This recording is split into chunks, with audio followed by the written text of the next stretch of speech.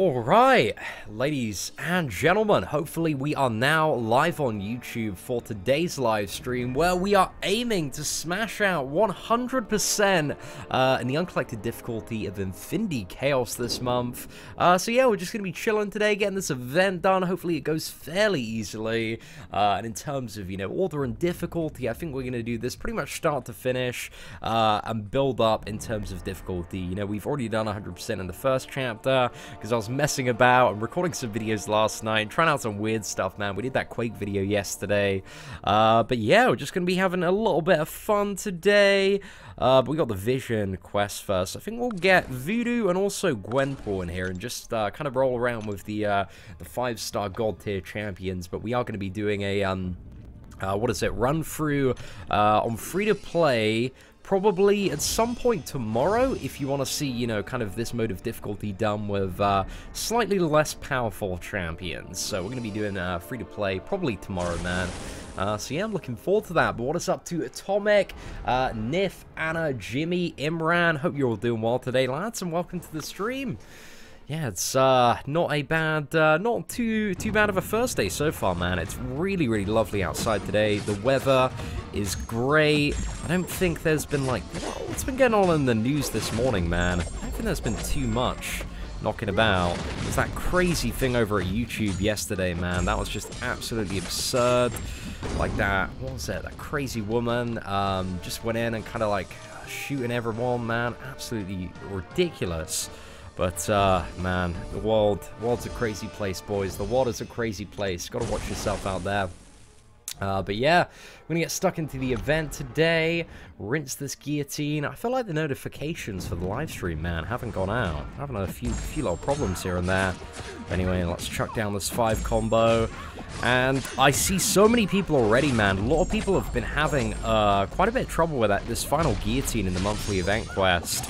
Because that fight is pretty much like the strategy on it is intercept, man. It's intercept, intercept, intercept. And, yeah, a lot of people aren't too used to smashing out those intercepts, mate. About time we had some decent weather. You damn well know it, Sean. You damn well know it. Good morning, Mike. Hello. Hope you're doing well. Spider-Gwen needs a nerf. She's strong. Bro, I don't know what Spider-Gwen you're playing, man. But Spider-Gwen definitely needs more buffs, my friend. A lot more buffs. Who is my best Avenger? Well, I don't know if Spider-Man counts as an Avenger, man, but he's my best Avenger, I would say. Hey, what is up?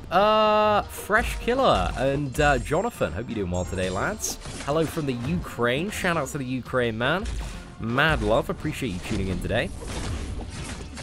This quest is easy, except the last boss guillotine. Yeah, I think that's kind of the vibe that I really got yesterday when doing my initial clear through on Uncollected.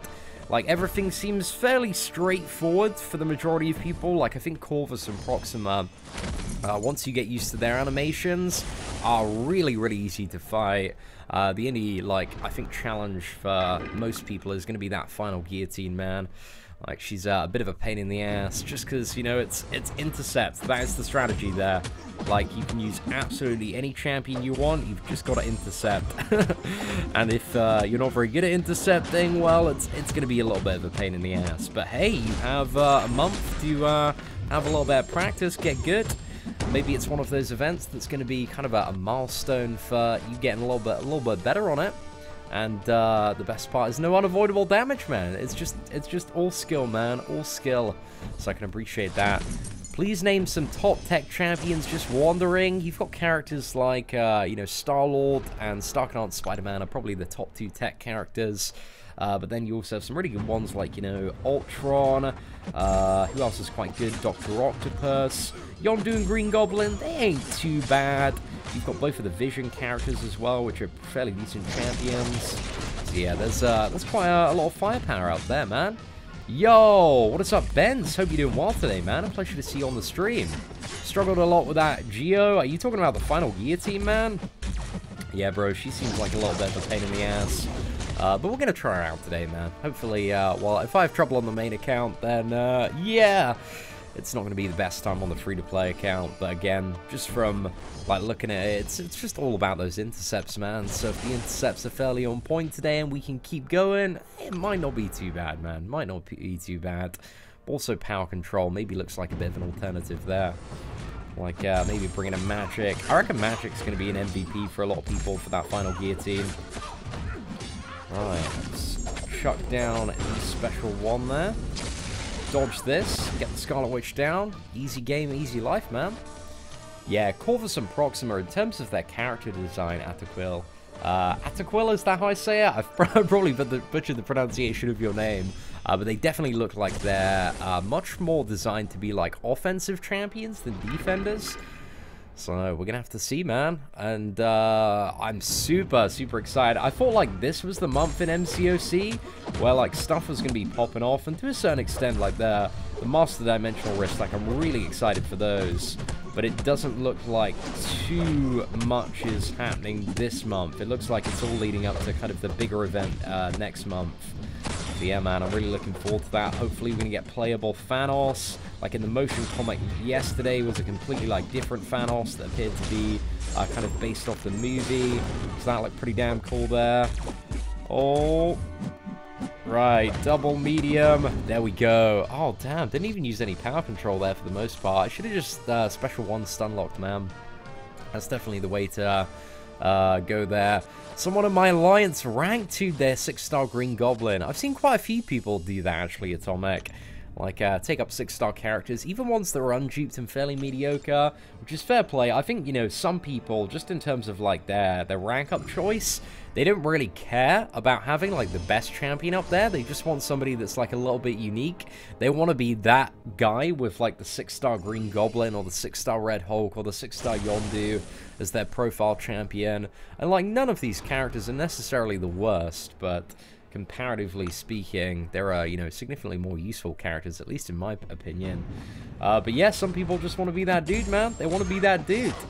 But in terms of my 6 stars, man, I want to do a video talking about, you know, my plan for opening 6-star crystals and exactly where I want to go with that. But I think I'm going to save for the next round of 6-star features, because, you know, you've got Sabretooth already. Corvus and Proxima are looking pretty damn hype. There's probably going to be Infinity War Thanos, Infinity War Iron Man, and probably also after that another character related to the second Deadpool movie. So those are probably going to be what I would assume the 6 featured champions are in there, along with 18 others. So I think next month is probably going to be better than this month at the moment. But hey, like, I'm gonna save all my shards to the announcement, and then look at both pools and all the characters. And once I have, you know, all the information at hand, then I can make an informed decision as to which one I believe is going to be the best option. Seatin, I just lost $600 betting on rugby, and now I'm sad. Can I make you laugh? Oh, bro, I don't have any, like, off-the-cuff jokes to throw on you there, Chris, but don't worry. I've you know, if it makes you feel any better, man, I've lost a lot more money betting that I wouldn't get 2-star champions in featured hero crystals in Marvel Contest of Champions. I don't know if that makes you feel any better, bro, but it's a fact from the early days of MCOC. So yeah, I've probably, you know, dropped the equivalent of that on 2-star champions. So we can all feel a little bit better about ourselves, my friend.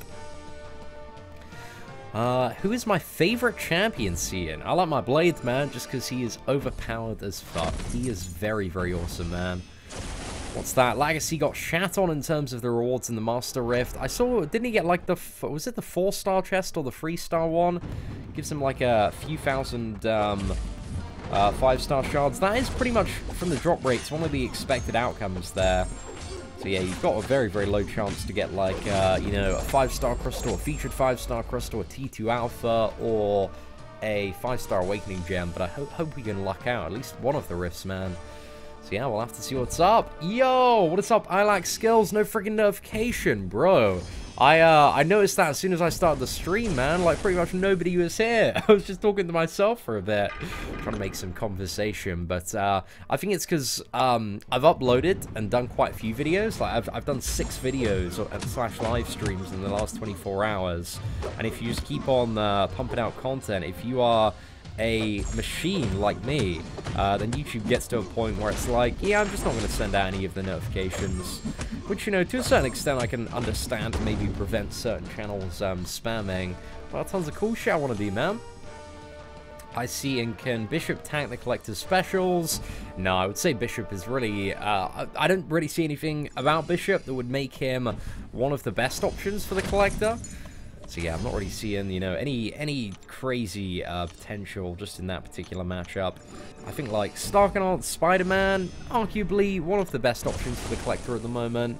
But also you have character, you know, every character, regardless if you go, like, Power Control or Special Evade, or whatever your strategy stops working on the actual Collector because of the way that his ability accuracy reduction over time functions, just cancelling it out pretty much any abilities that character would have. Fury for Chaos the same. I got 5-star Tech Awakening Gem. Damn, man, that's not too bad. Just leave the map and join again. If you leave the map, bro, you're definitely trolling there, DB. If you leave the map, you lose your entry, mate. Right, that is a high-class troll. Unless you can prove to me on video, like, that actually happened, then I'm going to call 100% bullshit on that, my friend. 100% bullshit. What's that? No video on the Uno offer? Yeah, I didn't really, what was that? Yeah, I just didn't really decide that it was really worth talking about, or I had other stuff to do yesterday evening. And again, with my, with the YouTube notifications and the way the videos go out, like, already, like, half the people didn't get notifications for a lot of the videos yesterday, so that one would have just got a little bit buried. But, yeah, missed out on that one. I didn't think it was an okay offer. I had a little bit of a look at it. I think it's, like, okay, but I was going back and forth on it.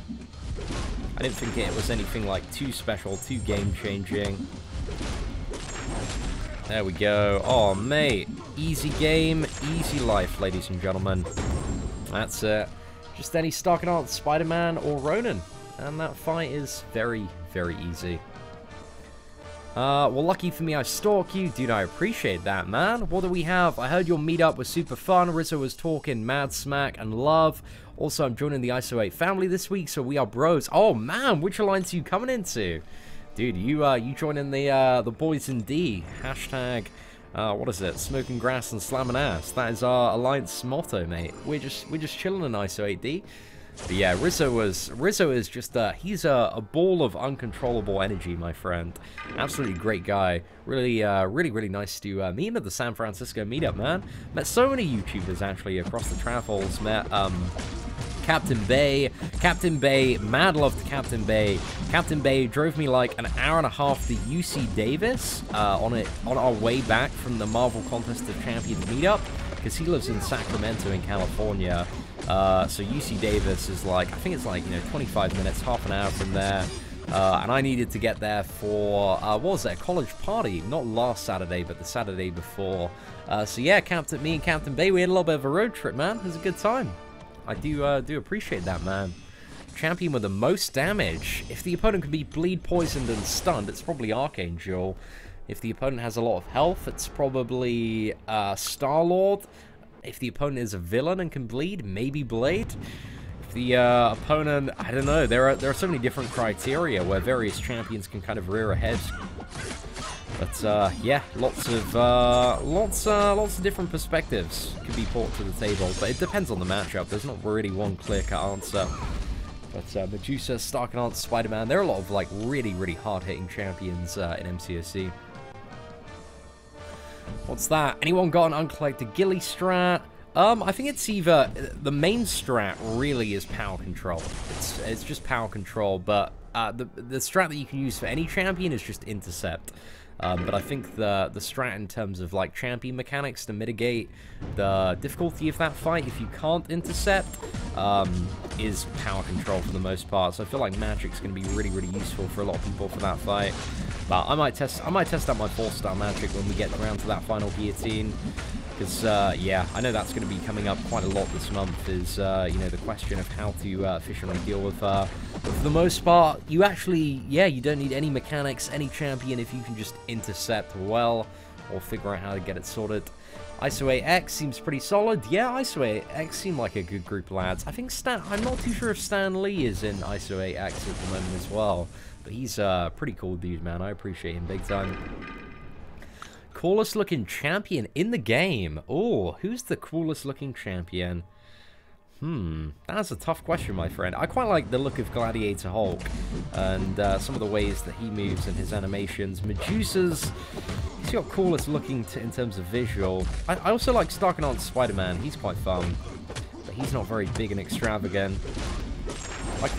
I really like the novelty of Sentinel at first, but I feel like the novelty of him being a really huge character. Now that you're fighting, you know, I'm fighting Sentinels every 5 minutes, mate. I've got Alliance Quest on the main account, Alliance Quest on the free-to-play account, and it's just Sentinels, Sentinels, Sentinels. The novelty, I think, you know, when it's everywhere, runs off pretty quick. Runs off pretty quick on Sentinel. What is Blade's danger sense trigger while fighting Ghost Rider? Because Ghost Rider is a dimensional being.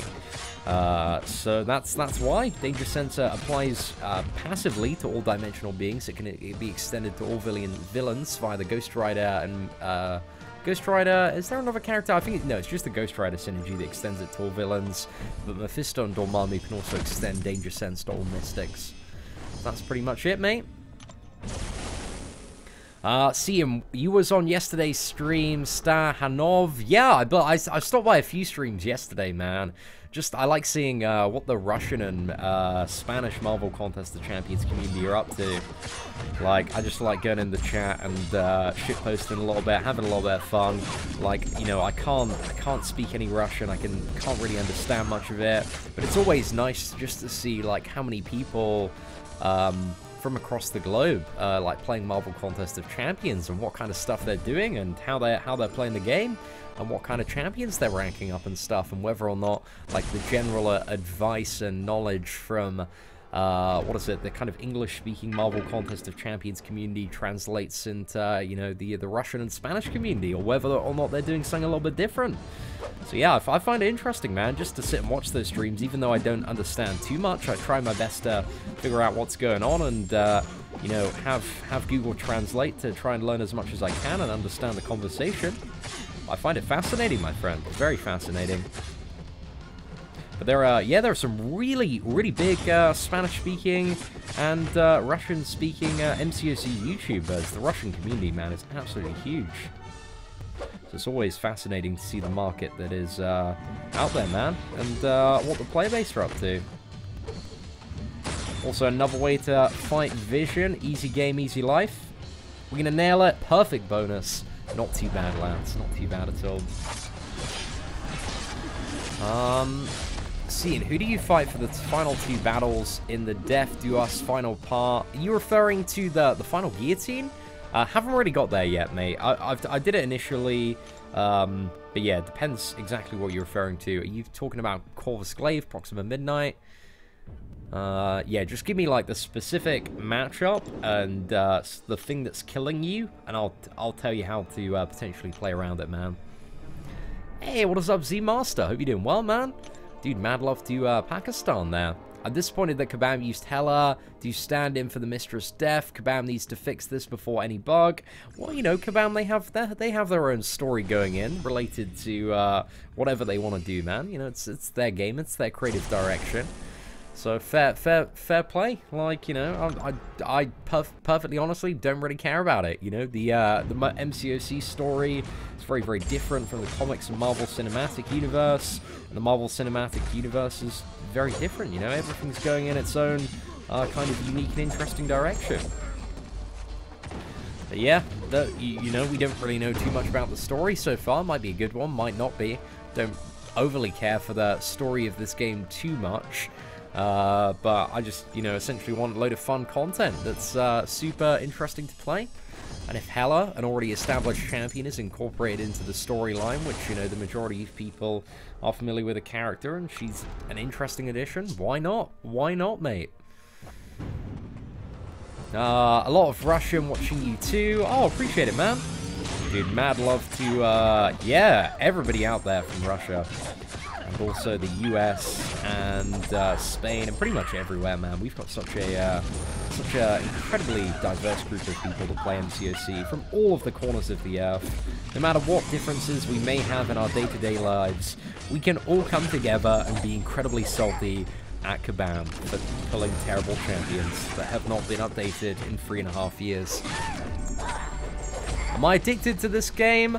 I wouldn't say I'm addicted to this game. Like, you know, I don't wake up in the shakes if I haven't landed a 5 combo. But I do thoroughly enjoy playing this game. You know, it's a bit of a recreational activity that I've turned into, you know, my job for the most part. So yeah, I do play a lot of this game, but I wouldn't say I'm addicted. I can enjoy a break for this game if necessary. But which I am. I'm gonna have a little bit of a break, man. A little bit of a break going to Coachella because we've just been on a 2-week kind of tour around California. Had the best time. Just a lot of drinking, a lot of bantering, a lot of meeting MCOC players, a lot of business meetings. So that's been incredibly fun. But yeah, next week we fly out for Coachella 2018, and that is just 100% going to be about the poor life decisions. I have, like, at Coachella, like, I have 2 objectives. I want to, like, just have a really good time, just enjoy myself, and just get really, like, messed up, do a lot of dancing, see a lot of my favorite acts and singers. Looking forward to seeing The Weeknd, man. A little bit of Beyonce, maybe a little bit of Eminem as well, maybe a little bit of Post Malone. But aside from that, man, I'm just open to kind of discovering kind of new bands, acts, and artists. But aside from that, I want to make a really sick Coachella video that's like, I just want it to be like a few minutes of chaos. So I want it to be like just random, really hectic clips from like loads of different days. And I want to make it like the best Coachella video ever. Kind of, you know, show some real, like, behind-the-scenes stuff from Coachella. Maybe have, like, some real weird stuff in there. So, yeah, I want to make, like, a really good Coachella video on my little vlogging camera.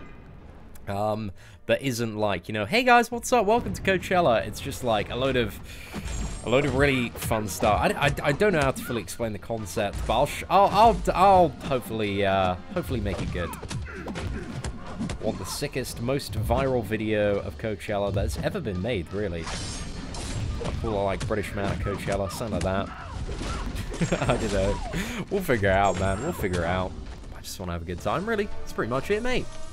My name is Hector, and I'm new to the live stream. What's up, Hector, man? Appreciate you stopping by today.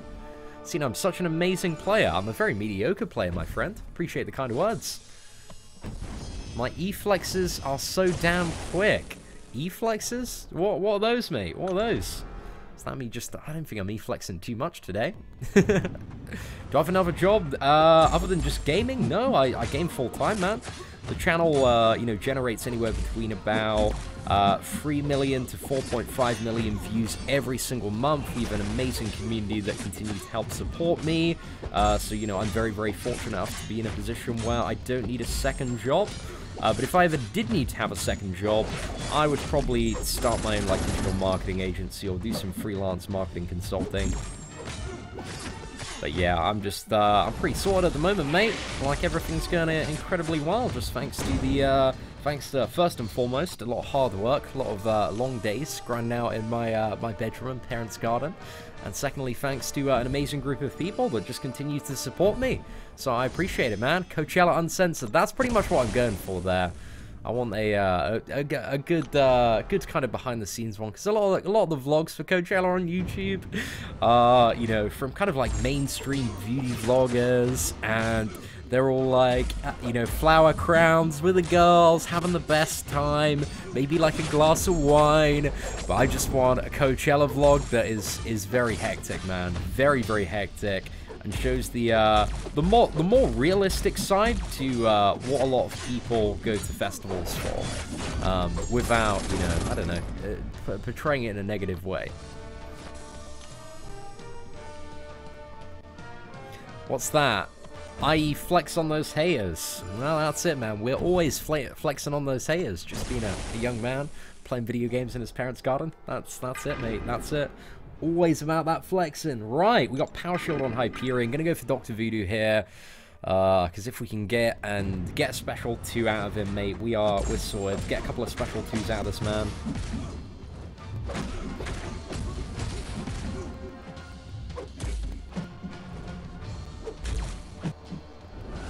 Okay, that's number 1.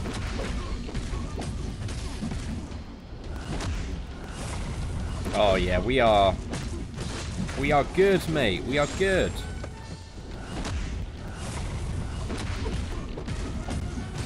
Now we just got to drill this dude with some power burn.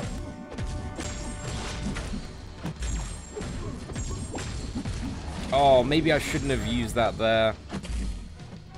No, we're alright, mate. We're alright. Actually, I think I'll go... Do I want to go even combo? Actually, odd combo, especially for this Hyperion with Strike Back. I think odd combo arguably might be a little bit better.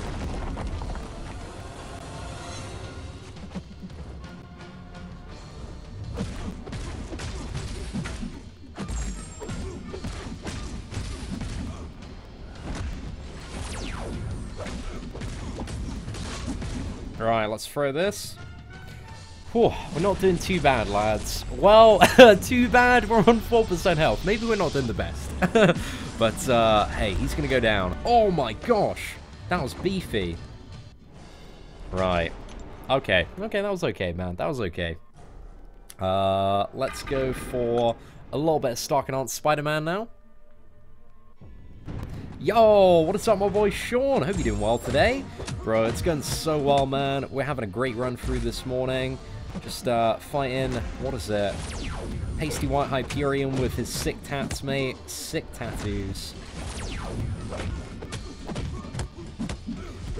Alright, is this going to get him down? Yeah, not too bad, boys. Not too bad at all.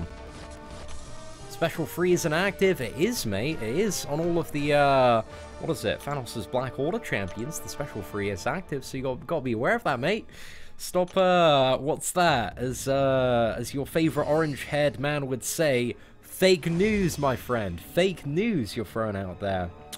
Cannot believe this. Okay, let's go for the path here with a revive, man. Always got to be copping those 20. That is 40 units right there, ladies and gentlemen. Whenever I see one of those little green balls, 40 units straight in the bank. Do I think 5-star Quake is worth a Science Awakening gem and rank 3 to 4 gem? I really don't think she needs the Awakening gem, because she doesn't really, like, gain too much benefit from it, because it just kind of increases her block proficiency by a very, very small amount. So her Awakened ability, in terms of its practical use, I think is pretty useless, in all honesty, in the current state of the game. Or it's, you know, a very, very nice benefit to have, but a very, very small one as well. I think she's worth taking up. If you really like Quake, if you can play her well, I think she's a worthy rank 4 champion, but she doesn't necessarily need to be awakened. So that's what I would say. Like, I'd take her up to rank 4, but I probably wouldn't use a gem on her, bro. I think there are much better science champions, much more deserving science champions for the gem. Like, I'd save it for, like, a Void or a Gladiator Hulk. Is Sabretooth Demigod tier? Yes, he is. I'm gonna be hopefully getting on an updated tier list in the next couple of days. But, yeah, I rate Sabretooth as actually quite a high Demigod tier champion. I'm probably as well gonna be moving maybe Wolverine down to Demigod tier as well. Because I feel like just there's a lot of stuff, you know, it's kind of a similar thing with, like, you know, why I took Captain America down. I feel like the game is moving forward in this direction where it's a lot of utility, and a lot more bleed immune champions are coming up all over the place. And Wolverine, you know, he's just not really getting the same value that he used to in a lot of modes of content. But, you know, in the right scenario, in the right matchup, his regeneration can be so incredibly valuable. I feel like he's just been taken down, you know, a peg by a lot of the newer characters and features that have come in. So yeah, we're probably going to move Wolverine down a little bit. But I need to really sit down and evaluate and have a bit of a think about kind of the tier list and what I'm going to be changing with the next update. Because I still think Wolverine is a very, very high-value character. I just don't think he's the more immediate solution to a lot of the problems. Whereas Iceman and Archangel, there's just even more stuff that's coming out, especially Iceman, man. That's, you know, retaining his value and making him just so incredibly good.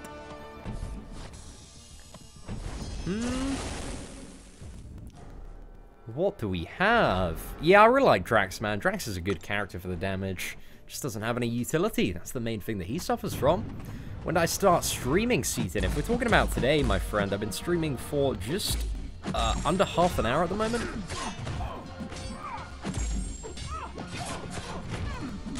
Alright, let's fire this off. Is this going to be enough? Oh, That second glaive crit, that could have been, that could have been. We were very, very close. Which is my 5th champion. I have Ghost Rider, Starkant, Spider-Man, Dr. Voodoo, and also Gwenpool on this team. So yeah, Dr. Voodoo is probably hidden by my big head at the moment. Who's my favorite YouTuber besides myself? Well, I wouldn't ever claim that I'm my favorite YouTuber, man. But who do I like? You know, I cannot stop watching like the Joe Rogan podcast at the moment. Like, that's my favorite thing to do, because I kind of, you know, I'm a very, very big video game player, so I like to sit down and play video games, but I also like to have, like, something on in the background and hear people just talking about stuff, so that's why I'm quite a big fan of the Joe Rogan podcast, because there's always, like, a lot of very, very interesting conversation and discussion going on there, which I feel like I can, you know, I'm learning a little bit from and getting, you know, newer perspectives on stuff. So I like stuff like podcasts at the moment, really, and kind of long talks and stuff.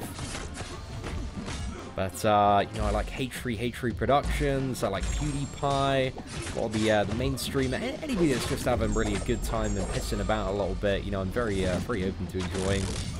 But recently, I don't know, man, I've just been all about that Joe Rogan podcast, man. Alright, let's smack the evade there, get Hawkeye down, not too bad at all. See, while I bring Quake up to God tier, with new video evidence, she seems worth IMO. You should clarify that she is good only if you play Quake style. I still don't think Quake is a God tier champion, and I don't think there's any kind of new video evidence that presents anything that wasn't already known before about Quake.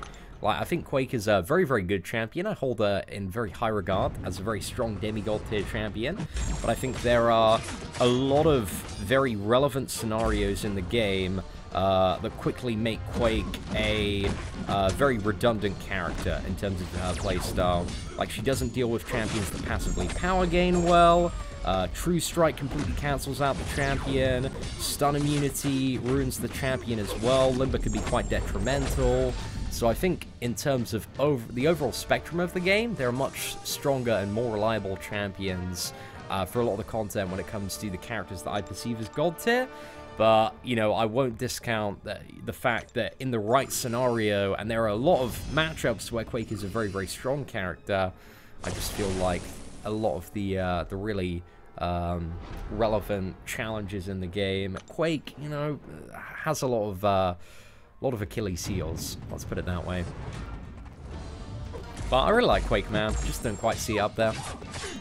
How good is Angela Seatin? Pulled her in my first 5-star crystal, and she seems to be my only good 5-star next to Moon Knight. Bro, Angela is a fantastic champion to get unawakened. She's just got like a ton of damage, my friend. That's pretty much it. A crap ton of damage. So, very, very easy character to play as well. So yeah, she's a great unduped 5-star to get, especially if you're progressing through the game at the moment.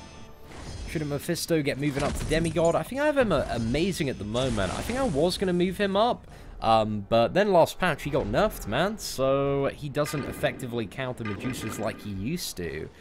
So yeah, I feel like Mephisto's value has significantly dropped, and there aren't really any super unique scenarios where Mephisto becomes the best character at the moment, as far as I'm aware.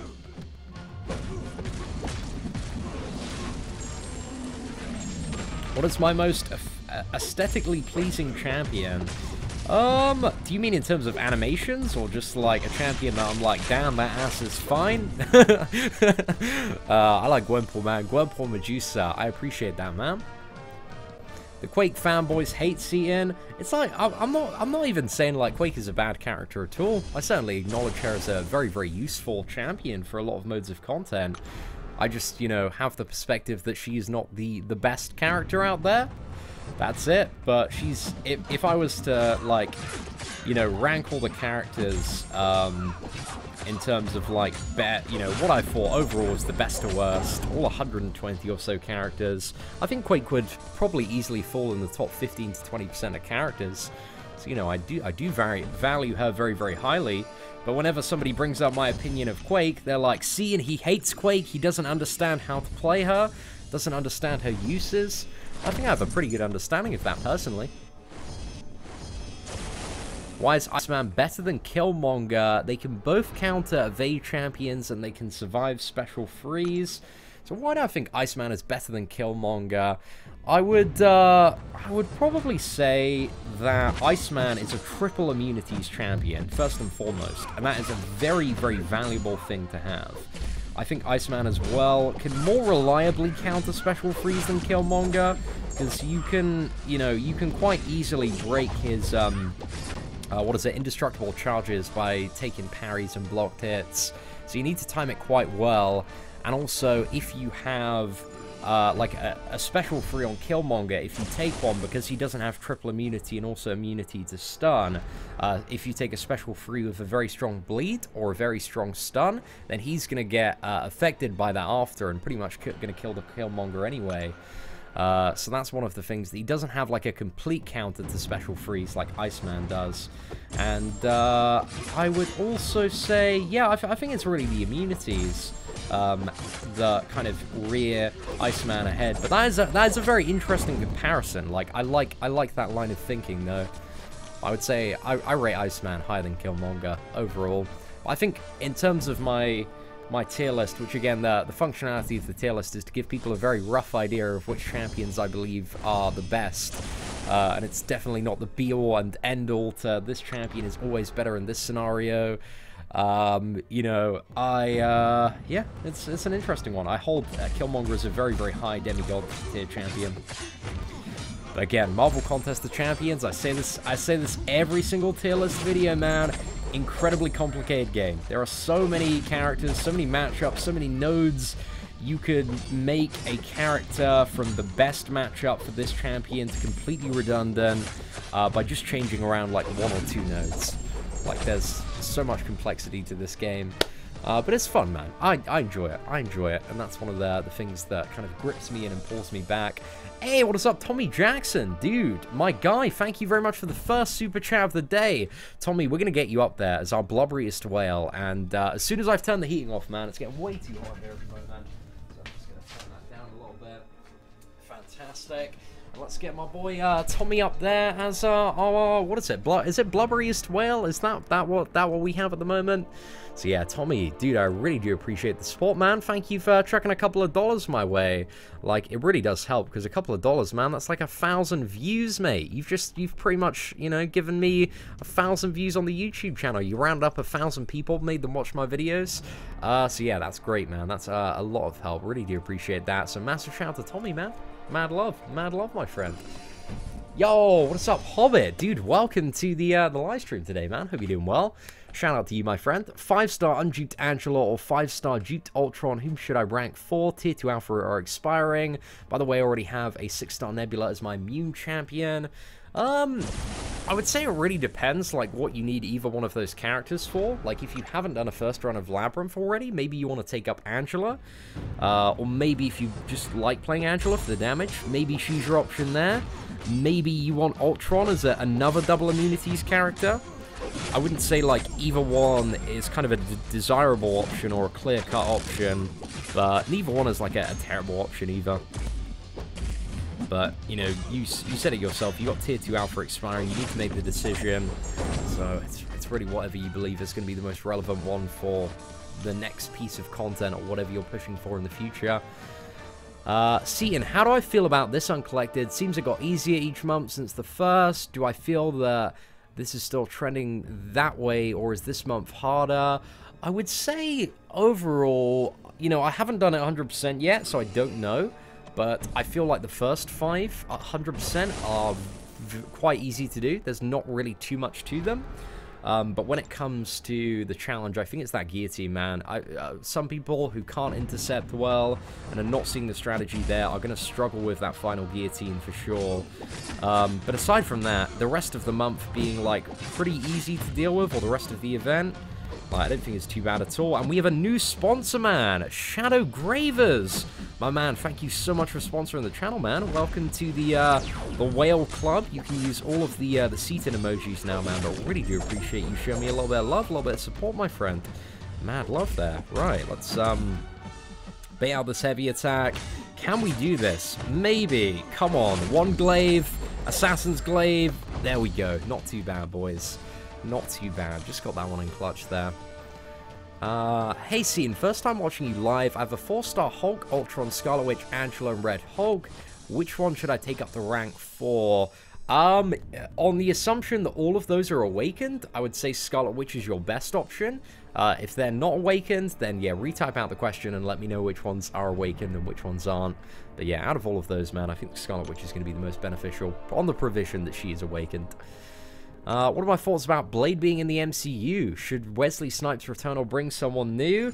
I would love to see Blade in the second phase of the Marvel Cinematic Universe, but yeah, whatever they believe is the right move there.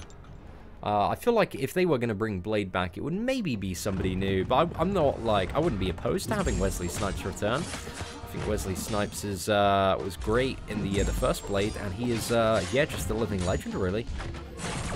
I'm not too sure with, you know, that they've pretty much recast everybody from some of the older films in the Marvel Cinematic Universe. Well, it wasn't even a Marvel Cinematic Universe then. So yeah, I would expect a potential recast there. I don't know, whatever they want to do, man. How does Proxima Midnight and Corvus Glaive stack up in your opinion from a really early stance? I haven't really gone into Corvus's abilities too much. I've had a look at Proxima's. Proxima seems interesting for longer fights, and that she might be, I think Proxima's going to be maybe like a Star-Lord Sentry type of character, but one of my concerns about Proxima is you need to get a lot of hits. You need to be very, very deep into a fight for her to be a very, very awesome character by the look of it. And even I don't know if, you know, the ramp up is going to be worth it at all. But I'm interested to see, man. Very interested to see. I think Proxima might be, if she is like a crazy, crazy Star-Lord God tier champion when she can ramp up, then yeah, she might be a potential interesting option for something like Labyrinth of Legends. But just in terms of how Proxima's abilities read, I don't really see her having like much of a use in like Alliance Quest, Alliance War at the moment, if I'm perfectly honest. But yeah, it depends, you know, what is the next wave of content, where's the game heading. But she seems interesting, man. She seems like she's going to have some fun stuff that she can do. And Corvus, yeah, I just haven't really read enough to even give an early opinion on that character. John Bayou, how do you pronounce his second name? The guy from Star Wars. Yeah, I'd be interested to see him as Blade, man. I've seen some, what is it? Some pictures going around as him, or as Blade. As him as Blade? Is that the sentence? I think that's it.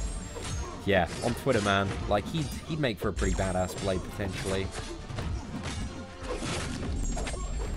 See, should I raise the rank of Green Goblin to rank 550? Probably not. Depends, you know, depends on your roster and what you're trying to do. But if you haven't got, like, Starkanaut, Spider-Man, and Star-Lord, and Dr. Octopus, and Vision, and Ultron up there, you maybe want to save for those characters instead. Is Sabretooth good tier? I think he's going to be demigod tier, my friend, in terms of how I perceive the game. Who do I think is overall a better attack champion, Voodoo or Magic? Personally, I say Voodoo because of his utility, whereas Magic just has good power control. It depends on the matchup, very much so, I would say. Like, I feel like Voodoo, in terms of overall, like, attacking diversity, can deal with some scenarios a bit more effectively where Magic can't really step up to the plate too much. Like, having that ability accuracy reduction and increased stun duration is very, very valuable in the right regard. But I think Magic's power control, I prefer Magic's power control to Dr. Voodoo's. It's a lot more immediate, a lot more aggressive, and you can really keep certain enemies pinned to the corner. But Voodoo's power control is very, very good as well. I think overall, I'd probably prefer playing Voodoo a little bit. Also, that regen at the start of the fight is awesome, but I think Magic definitely has matchups where she surpasses the general effectiveness of Voodoo. But, yeah, it's very, very, what is it, subjective, depending on the matchup, man. Depending on the matchup, and also your playstyle. Whether or not you can keep the opponent in the corner and just keep on hammering them down. Yo, what is up, Idasa? Thank you very much for the super chat, man. Mad love. Big time appreciate it. Hey, Seatin, I'm gearing up for an initial clear of Labyrinth of Legends Easy Path by taking my Gwenpool up to rank 4 with the Mutant team. Is it worth taking a 4-star Star-Lord for Colossus? Probably not. This, you know, it's going to be very, very minimal, man, because there are so many bosses. And a 4-star Star-Lord, you know, you don't have much of an enrage timer increase there as well. The enrage time is like only, was it 3 minutes? 3 and a bit minutes? Whereas your Gwenpool is going to be able to pound on that Colossus for substantially longer. So, yeah, I wouldn't say there's much benefit, man. I wouldn't worry about I wouldn't get too fussed about bringing the Star-Lord in for Colossus, because that's going to make every other fight like a little bit slower. And also, what is it? Yeah, you're just going to have to use quite a lot of revives on that fight regardless. It's going to be a very, very boring fight to do with Gwenpool. It's going to take ages, my friend. But that's the bane of doing it with Gwenpool. Like, some fights are going to be very, very quick and easy. Like Red Hulk just absolutely gets rinsed down so fast that fights like that are really going to suck. But Idasa, dude, best of luck in your first Labyrinth run. Mad love for that super chat. Let's get you up there as our blobberiest whale of the day. And that is 5 English pounds. So that converts into, what is it? About $7, my friend. So yeah, let's get you updated, man. Mad love. Appreciate the support. Right, so Idazza with that $7 super chat. Thank you very much, my dude. Right, let's edit the scene, get you in the middle. Perfect, my friend. Perfect. Hey, what is up, Chris? Good morning. I'm doing pretty damn well today. Thank you very much for asking. How about yourself, man? How you doing? Enjoying the the new event? Hey, buddy, I got 6-star Yondu. Any thoughts? I think if you opened the 10k crystal, that's one of like the best champions you could get. Like, Yondu's very fun to play and has some very nice kind of basic utility on the character. Like the heal block and slightly reduced power gain. Like, it's useful, man. It's useful. So yeah, I think 6-star Yondu is definitely in like the top 5, top 10 champions to get from that crystal.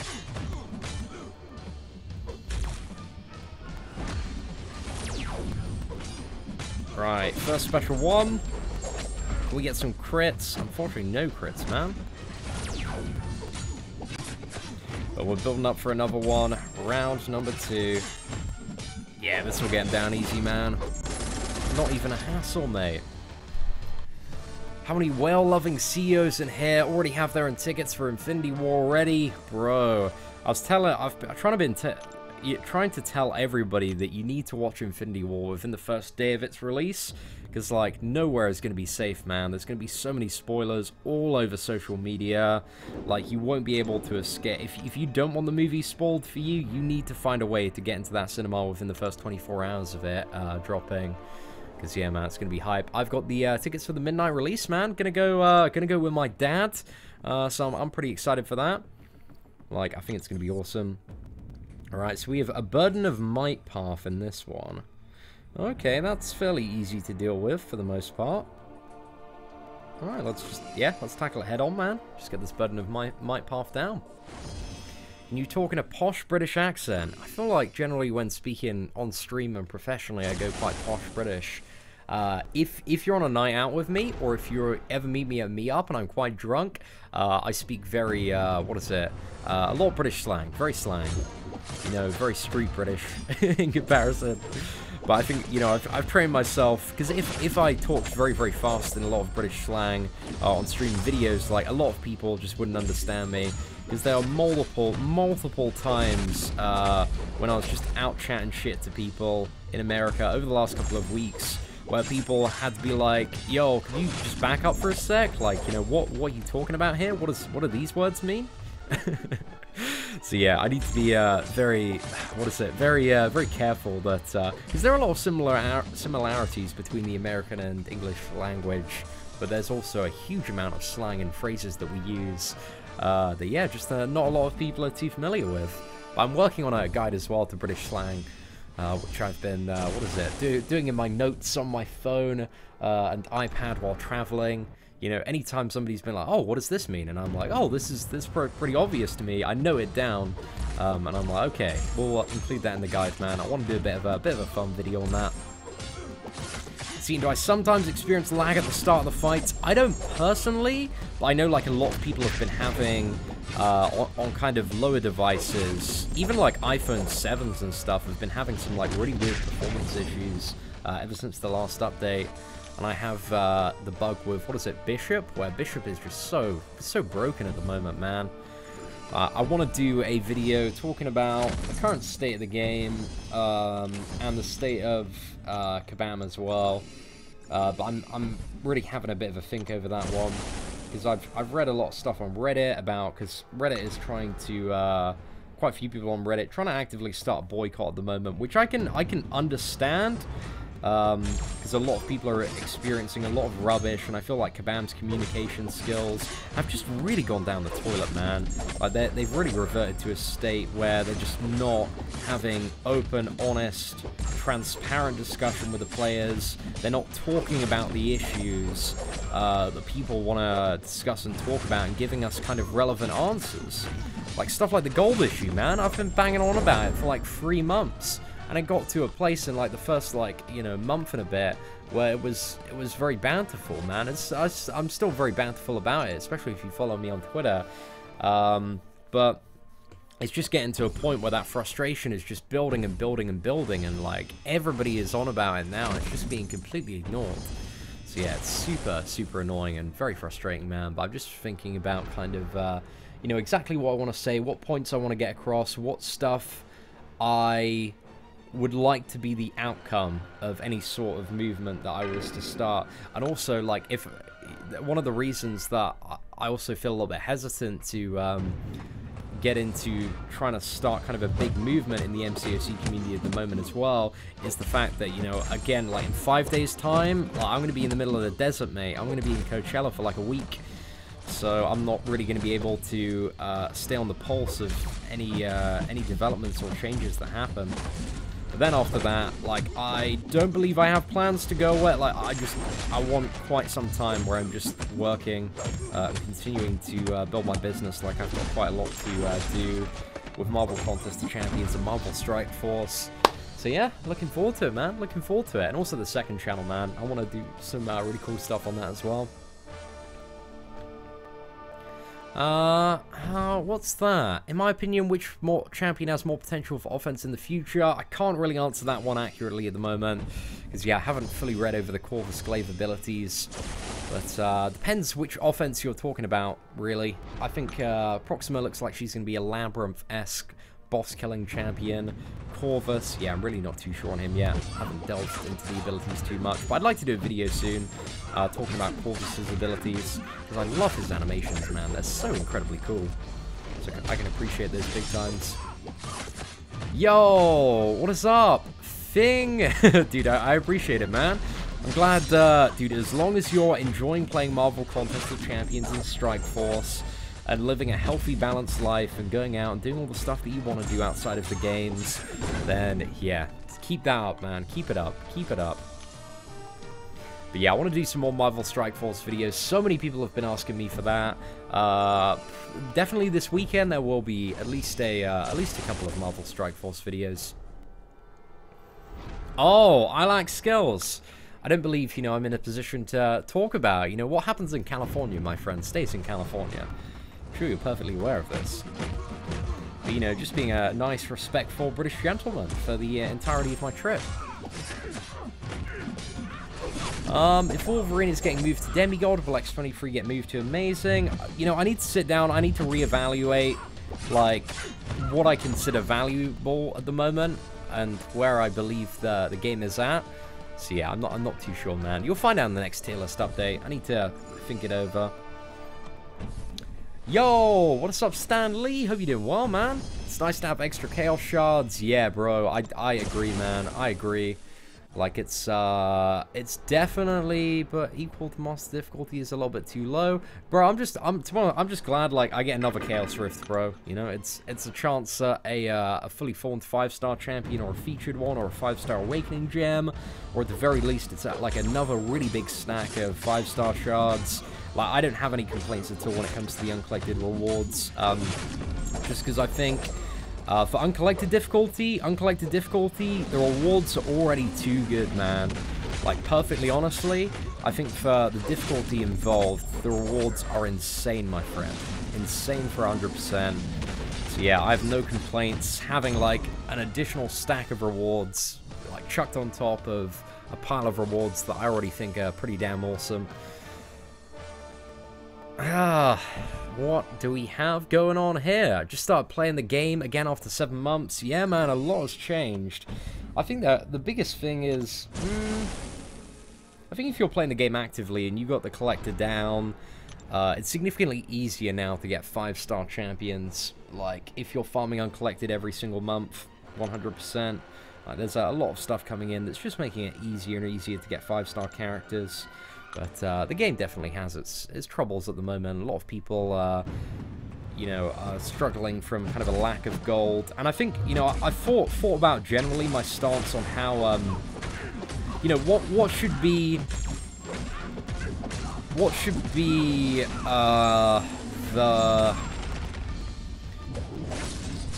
Just trying to think of a way to word this.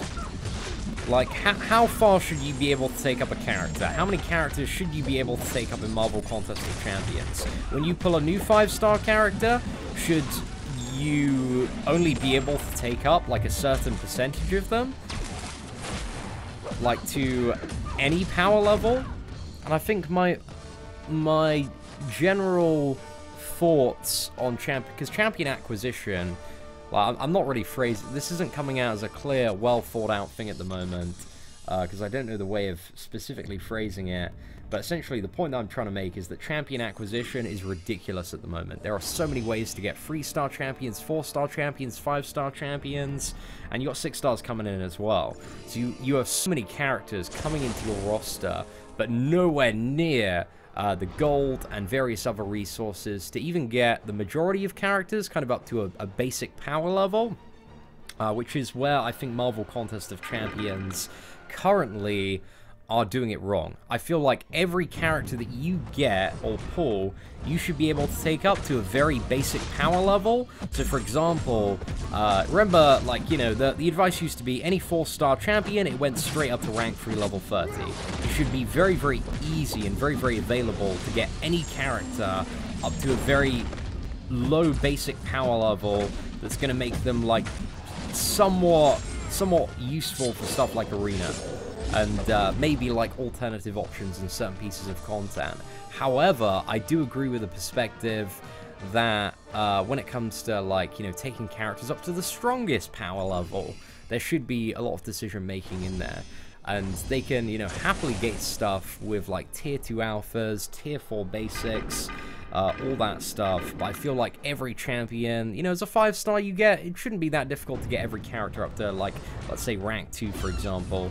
And that should be pretty readily available and easy to do whenever you pull, like, a new 5-star champion. But then if you want to upgrade characters to rank 3, maybe there's a little bit of farming. Rank 4, obviously quite a lot of farming with the T2 alpha. And then rank 5, there's a ridiculous amount of farming. And I think that's okay. I'm fine with that stuff at the end game. But it's just when you're getting all of these characters and you can't upgrade or play, like, a large majority of them to even a very, very basic level, it's just a little bit annoying and a little bit demotivating. Like, it really puts you off buying stuff like crystals and stuff. Like, I know a lot of people just don't really want to, I mean, a lot of people didn't in the first place, but people who used to buy featured Grandmaster crystals don't want to buy them anymore because they know, like, any 5-star character they get, they've got tons of 5-stars they still haven't upgraded, even to a basic level there. But yeah, that came out maybe a little bit messy. But do you guys kind of understand what I mean? Do you agree, or, you know, what are the general thoughts on that? Right, let's try and bait out the special one here. There we go.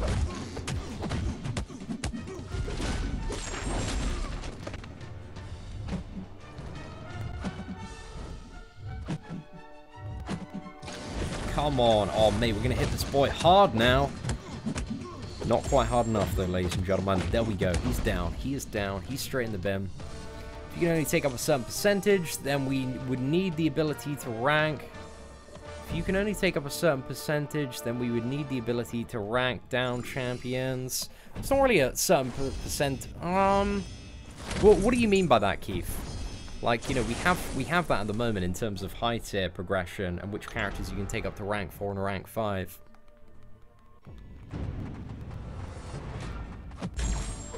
But I'm just putting forward the perspective that, like, I believe every champion you get should be pretty easy to take up to just a very kind of low basic power level that makes that character somewhat relevant, but obviously not the best or juicy option. And that's where like rank 3, rank 4, rank 5 materials come in. But I feel like stuff like Gold and T1 Alpha should be very, very readily available. That they should gate progression in terms of, well, they are already gating it now, but I feel like that should be the focus on stuff like Tier 2 Alpha and Tier 5 Basic, man.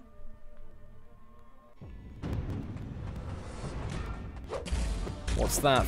I'm not saying that at will you can take, that's definitely not the point that I'm trying to get across, Mr. Silver, that you should be able to just take up every champion to the highest rank. I'm putting forward the case that for the very, very low ranks, you should be able to take up every champion, like, quite easily to, like, rank 1 and rank 2. And then, like, past that, then, yeah, you can gate all you want with additional endgame resources that I'll link to challenges. That's pretty much it. Oh, not at all, man, not at all. The idea of a cap on how many champions we can max out, no, that's not what I'm trying to do. But again, I was just, you know, that wasn't a very kind of well-formed idea there. Didn't explain it too well. See, there are multiple interpretations, but it's good to voice stuff like that out loud, because it allows me to, you know, figure out and gain some new perspectives and see how people have interpreted the idea. Yo, what is up, man? Mad love to Arizona, Mr. Smoke THC. Appreciate you dropping by, man. Hell yeah, I just got 4 tickets for the very first Infinity War in Austria from a business partner. Oh, man, you're gonna have a great time there, Stanley. Dude, best of luck, man. That's gonna be a very, very enjoyable experience, I would assume. Hey, what is up, Pokeslayer Plays? Appreciate the kind words, man. I'm glad you've been enjoying some of the stuff on the channel, my friend. Right, we got the energy to move? Yeah, let's quickly cop that move. Smash out an energy refill. Got this Dr. Voodoo to down, and then we'll go for a run at Proxima midnight. And I think we'll use Ghost Rider. I kind of want to try and learn how to practice evading her special one, because I think I've got the timing right on it. Like, I was practicing a little bit yesterday, but Corvus is actually super easy to fight in terms of his animations once you get used to them, because the special one is just a bit of a lunge forward and then throws one projectile. The special 2, you can just outrange, man. You can just dash back for that. Proxima's a little bit more difficult, though, with hers. Yo, what is up, Dev? Thank you very much for the super chat, man. By the way, I used your advice about T4CC and was able to rank 5 my Hood. Congratulations, bro. Dev, I'm proud of you, man. Hood's a very, very fun champion to play. Tons of utility. Still quite a useful character. I forget, like, Hood exists half the time, man. Like, there's not enough people talk about Hood or give him love. But yeah, man, I really do appreciate Hood. Right, let's see what we can do against the Proxima here. So again, I just want to try and bait out the special one, get the full evade on that. So I think it's a lunge forward and then some electricity down. Slam down, yeah, so as soon as she's slamming down, just dash back to avoid that. Not too bad at all. Might see if I can get her to, what is it, special 2.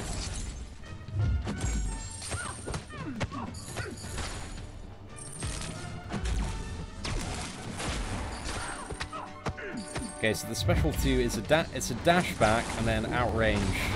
Oh yeah, you need to wait till she spins around. Okay, I almost, you know, the first part was right. I just forgot about the second component of the special 2. But yeah, Proxima's not too bad at all to fight, man. And you can take this one very, very slow and just bait the special 1. But it's a good idea to practice evading the special 2, because the next Proxima in the next chapter starts immediately with special 2. I think as well, like, Dr. Voodoo, maybe a bit of an MVP this month, man. Because you can poison. I think power control is maybe the best on Proxima. But, you can power control. So yeah, as soon as she does that little finesse, it's sorted. Not too bad at all to fight, man. Proxima and Corvus, fairly easy once you get used to their animations. Might do some videos on how to fight them, maybe somewhat later today.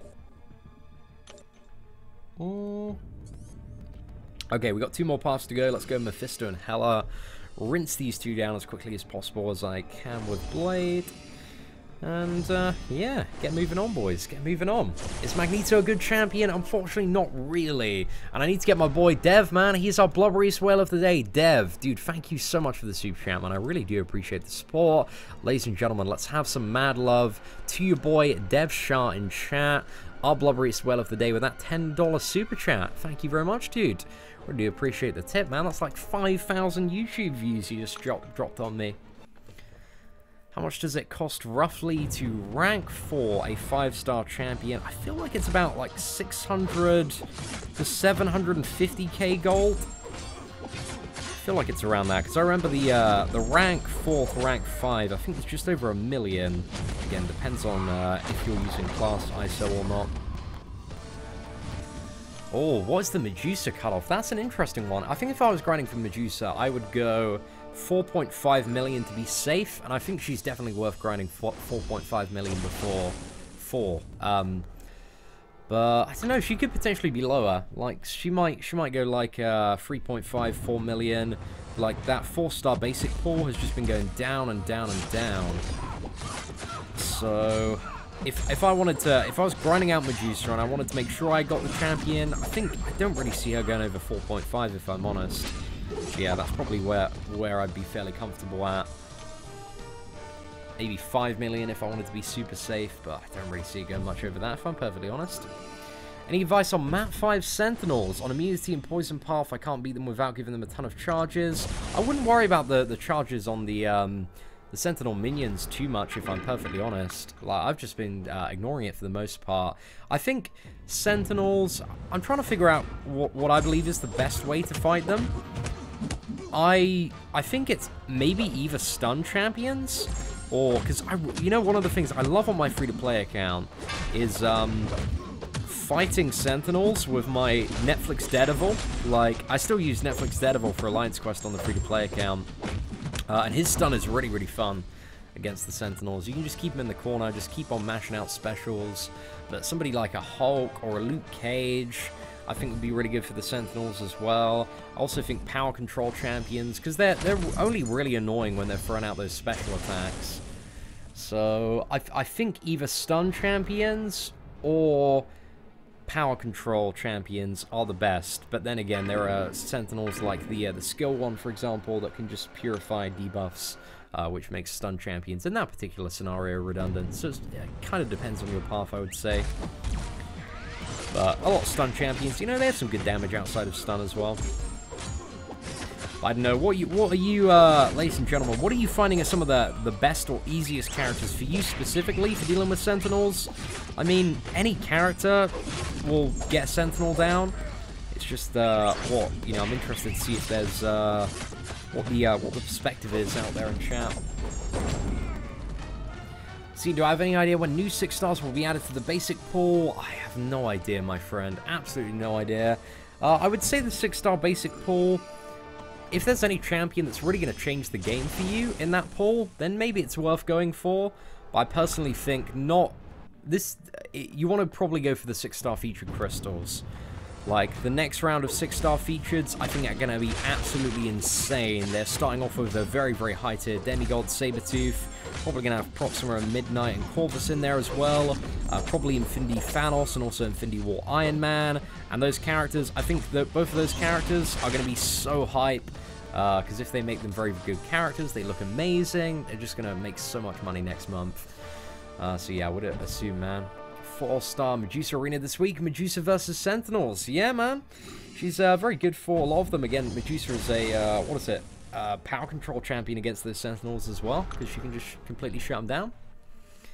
Angela for Sentinels. So the Sentinels, they don't have their level 3 active, which is why you can just keep on pushing them with stun champions. because you're only at risk of getting hit by a special 2, which really doesn't deal that much damage, even if you block it. Even if you get hit by it, man, I've got rinsed by some special 2s and still been fine. Not really taking too much damage at all. Oh, Jake, bro, I'm banging on about gold like every day on Twitter, man. Every single day. Kabam have remained completely silent on the issue.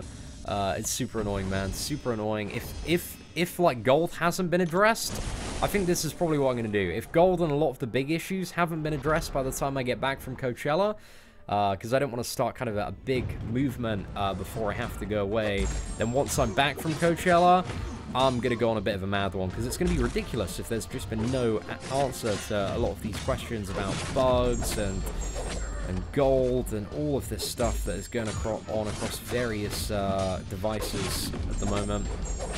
Because Kabam's communication has just become absolute dog shit, mate. Rogue has been murdering Sentinels. Yeah, I can imagine she's quite good. Keep him back in the corner, smash out some special 2s. Not too bad, man. Not too bad at all. Still sour that they screwed up Carnage. Hopefully he's going to get buffed, my friend. I really do hope so. So yeah, we'll see what's up, man.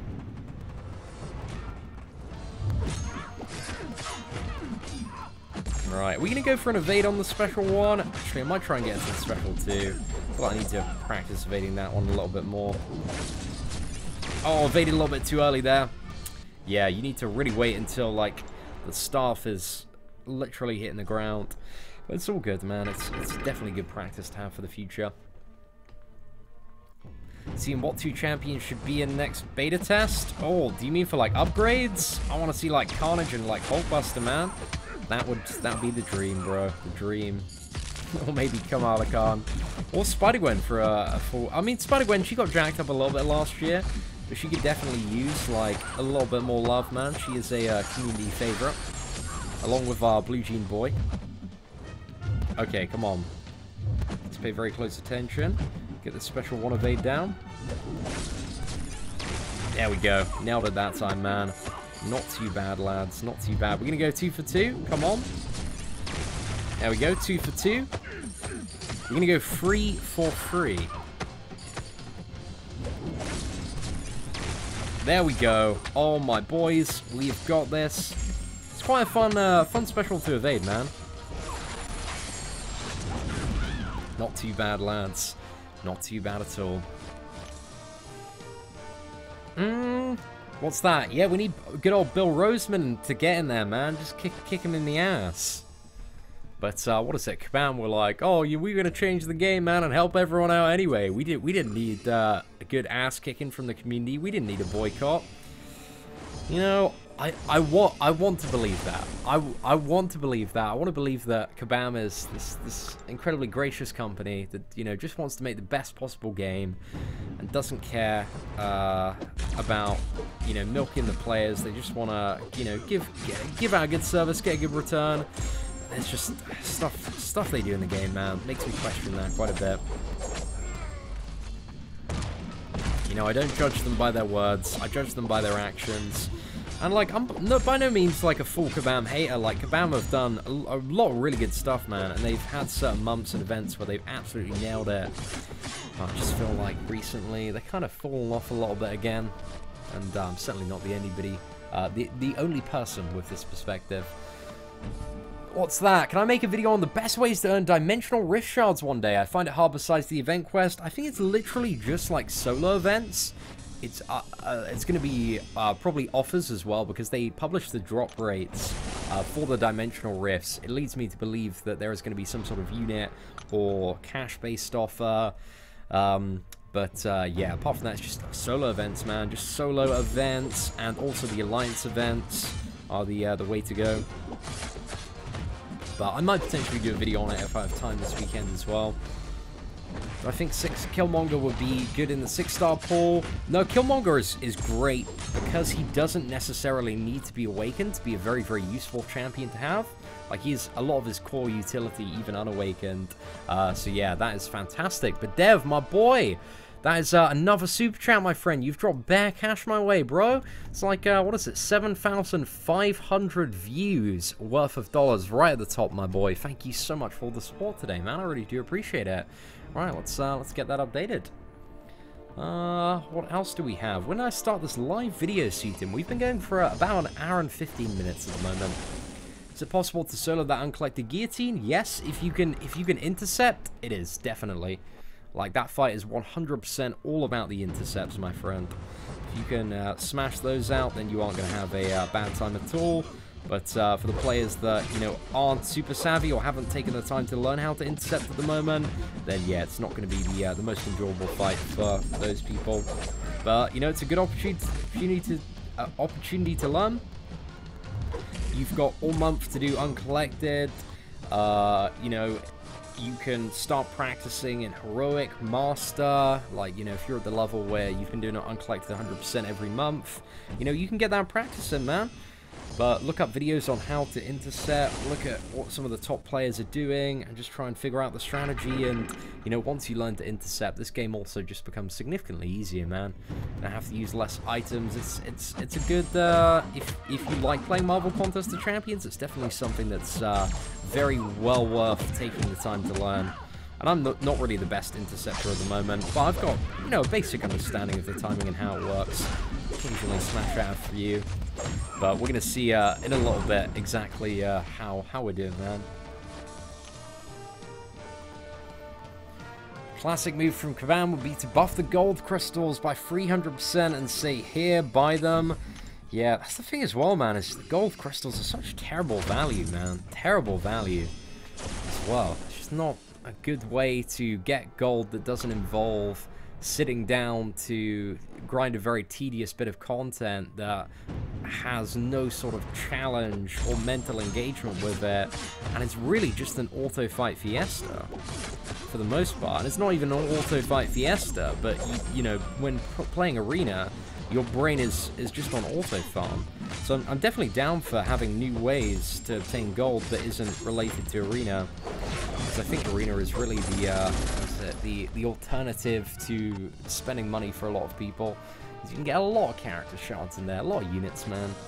It doesn't necessarily have to be the way to obtain gold. But it's hands down the MVP for this month's quest, with all the bosses being villains. That's true as well, man. He's getting a lot of value in here.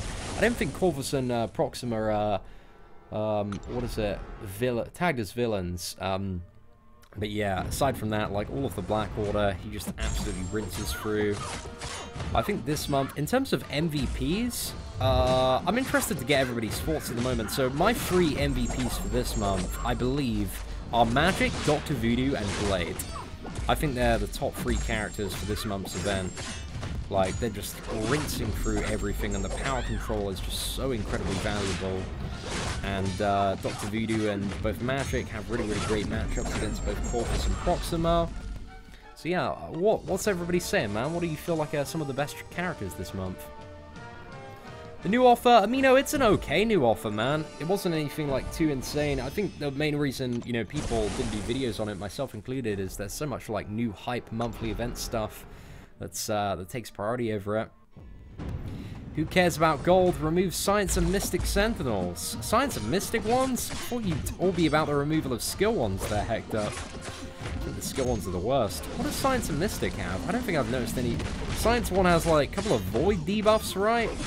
Don't really see it affecting me too much. But yeah, what's up? What makes the Science and Mystic ones so bad, bro? Have I missed something in terms of their abilities? Why the gold shortage, Seatin? I'm a 600k rated player and I've got 24 million gold. Bro, I can imagine the queue. You probably spend a significant amount of time in Arena, my friend. A really significant amount of time. I think you're maybe, I don't know, you might be in the minority there. Yeah, I think you're definitely in the minority from a lot of the community conversation that I've seen over the last weeks. But yeah, bro, just don't really want to spend a lot of time farming, well, you know, I do spend an alright amount of time farming Arena, but I don't tend to do more than kind of like, what is it, 8 8 to 10 hours per round. But I haven't done any this round, and especially with my weeks traveling, like, I'm definitely behind there. But I think the general problem for a lot of people is that character acquisition has increased at such an incredibly substantial rate. And also, you know, stuff is generally significantly more expensive, like ranking up 6-star, just leveling up 6-star champions. And especially those rank ups at the higher level, man, they're pretty ridiculous in terms of gold for the average player.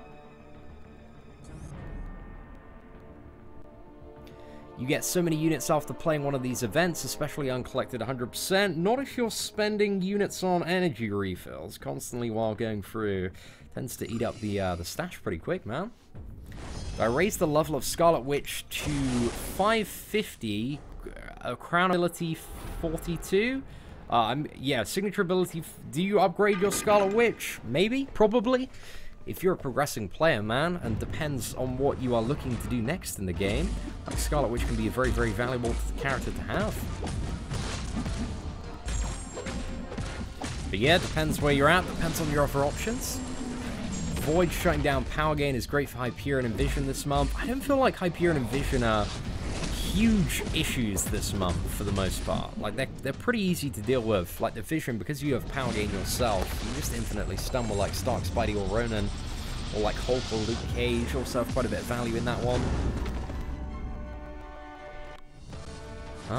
Hey Seatin, how are you? I have a 4-star Awakened Blade and a 5-star Unawakened Blade. Which should I rank up?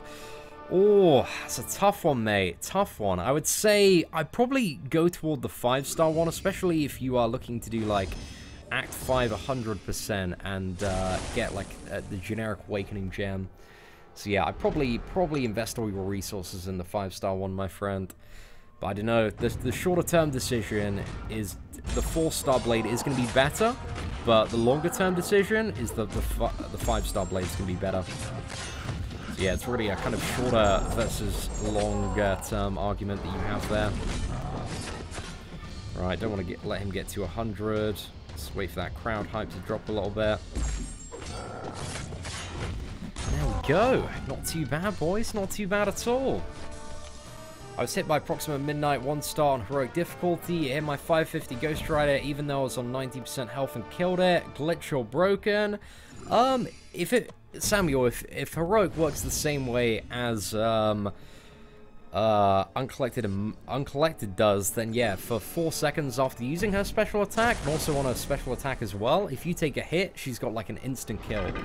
So that might be it, man. I'd have a read of the note, because I think that might be the answer to your question there, my friend. See, Man of Sitting, Mystic has MD, Science has Dexterity debuff. Oh, does Mystic... Well, the Mystic Sentinel has Mystic Dispersion. Okay, I guess I didn't notice that then. Yeah, just didn't even become apparent to me, man. I've a little bit of a look into it. But yeah, I've fought, like, quite a few Science and Mystic ones, man. I just really haven't noticed it affecting the combat at all. Clearly need to be paying a little bit more attention, Hector, to some of these Alliance Quest Sentinels. But I find the skill one, man, by far the most annoying one to fight. Just a massive pain in the ass. Yo, Seatin, how's your day, bro? I'm at 11.9 million for Sabretooth. Am I safe? I don't know. I don't know, Lim. It's very, very tough to tell, because Sabretooth got quite competitive the first round. Not too sure what he's going to end up on the second round. I would say just grind as much as you can, man. Put as many points up. I'd keep going if you still have time, and you still have another, like, 3 and a bit hours. So, yeah, man, I'd stay steady on that grind, because you have no idea. Like, those 4-star and 5-star arenas, only having a very limited amount of people, are very, very unpredictable. And a lot of people are really, really digging Sabretooth. So, yeah, I'd just try and get as high as you can for safety reasons, man. Because nobody wants to be Mr. 801 in that arena. And definitely 11.9 million. It seems like a good score, but it doesn't scream out to me like this score is like super, super safe. And I'm going to guarantee that I'm going to get the 4-star version of Sabretooth. Right, there we go. Right, with the Phoenix. go back in. Number 5 combo. Dead, mate. Sorted. In the bin. Can Awaken Gwynpool die from the Collector's Special free? Yes. I believe so, Stanley. Along with, like, the same way that Iceman can't survive Collector's Special free. See, can you make a video of Archangel rank up? At some point in the future. Yeah, I definitely want to get Archangel up.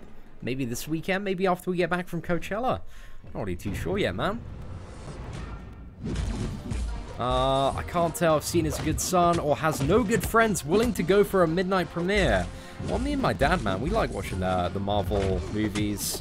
But yeah, man, I got tons of friends that I could go see Infinity War with. But I just like, you know, me and my dad, we've been getting to the cinema together ever since I was a little kid, man. Seeing all the big Marvel movies, like Spider-Man, and also like the Star Wars movies as well. So it's just something that's generally a bit of a tradition between us, man. Especially for Infinity War. Ooh, I know a lot of my boys, man. I think they're not a huge amount of my real life friends are like massive Marvel fans. I have my boy Tom down in Bournemouth that is quite a big Marvel fan as well. But a lot of my friends are mainly into stuff like football as opposed to the Marvel Cinematic Universe. Do LOL and the prize sucks. At least 5-star shards could go over 200k.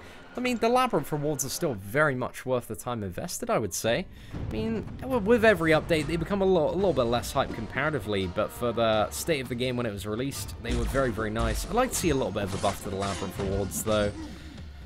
Maybe, I don't think you necessarily need more 5-star shards, but 6-star shards would be really, really awesome. Like, the biggest thing a lot of people do Labyrinth 100% for is the, what is it, the Tier 2 Alpha, man. I actually take 2 more characters up to rank 4. But it's I think the rewards and difficulty of Labyrinth are a little bit of a weird spot after the release of 100% Act 5. Because 100% Act 5, you know, it has higher tier rewards than Labyrinth of Legends 100%. And Labyrinth of Legends 100% is probably about 20 times harder than 100% Act 5. What happened to Champion of the Day? It'll be coming back at some point, Stugger. Just don't really have time for it at the moment. With all this traveling about. But once I get back into the rhythm of stuff properly, then yeah, we might see some more kind of Champion of the Day character spotlight videos. Have me and my dad ever gone to a Premier League game together? I'm not really fussed about football, my friends, so the answer to that is no. But I think he has, that's been to like a few football games. He's not like big into it, but really, you know, I got like a lot of other stuff that I'm just chilling about with. I'm just not really fussed with football for the most part. Yo, what is up, Mobile Gamer? Is this legit, Mobile Gamer? Bro, have you not got that verified tick yet, my friend? Where's that verified tick at, my boy? I can tell. I feel like this is definitely legit, Mobile Gamer. If you just super chatted Coachella, can somebody verify in chat? Just click through on the channel and see. But damn, what is up, my boy? Me and Mobile Gamer, guys, had the best time when I was in LA. Mobile Gamer, if this is the legit one, he is a proper lad, man. A proper lad. I appreciate that man so much. So yeah, massive, massive love to you, my friend. And yeah, I'm looking forward to, you'll go in week 1 as well to Coachella, right, Mobile Gamer? I'll definitely see you there, man. In the electronic dance tent, the EDM tent. We're gonna have a great time, mate. We're gonna have a great time. All right, approximately midnight. We've got to try and evade this special 1. Oh no!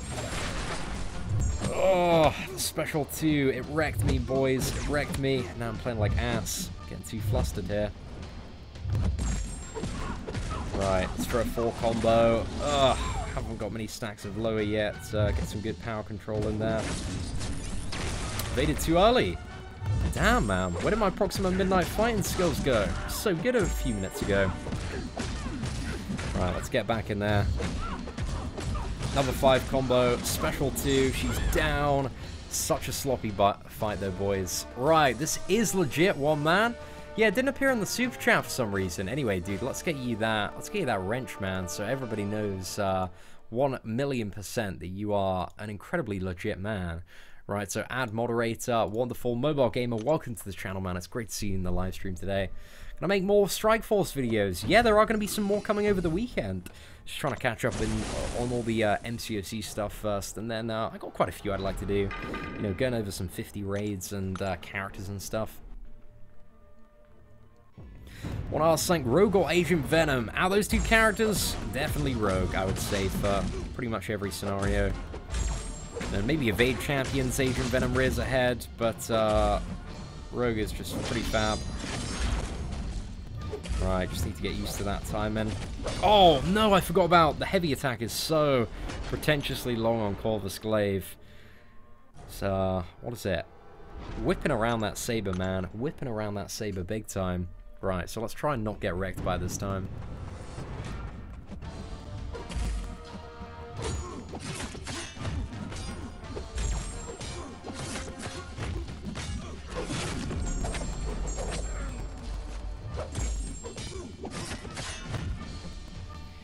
Corvus' special 2 should be pretty easy to deal with, as long as I don't get clipped.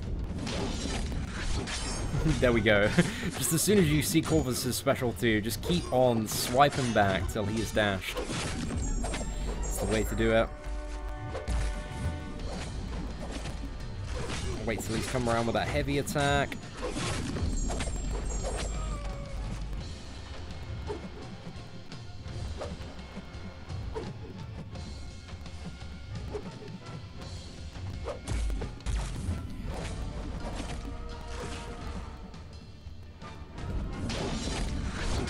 Oh, damn. Yeah, I didn't get that swipe back at the right time. Whew, wrecked. But I got wrecked in fashion, so I'll definitely take that one, man. How long did it take me to get my first 5-star champion? It's a pretty irrelevant question in the current state of the game, to be honest, man, because my first 5-star champion was like 2 years ago, bro. It took like, I think like 4 months of playing. But, you know, we had events in like December where you could get the, get a 5-star champion within like the first couple of days of playing, man. So yeah, it really depends what time you start playing the game. But back in the day, mate, it was magic. It was magic, my first 5-star, but this was before Magic got buffed and was a good character. Ooh, man's fast. Right, there we go. Fire off a special 2. Let's get back in there. Get him down. This man is straight in the bin. Not too bad. Not too bad at all.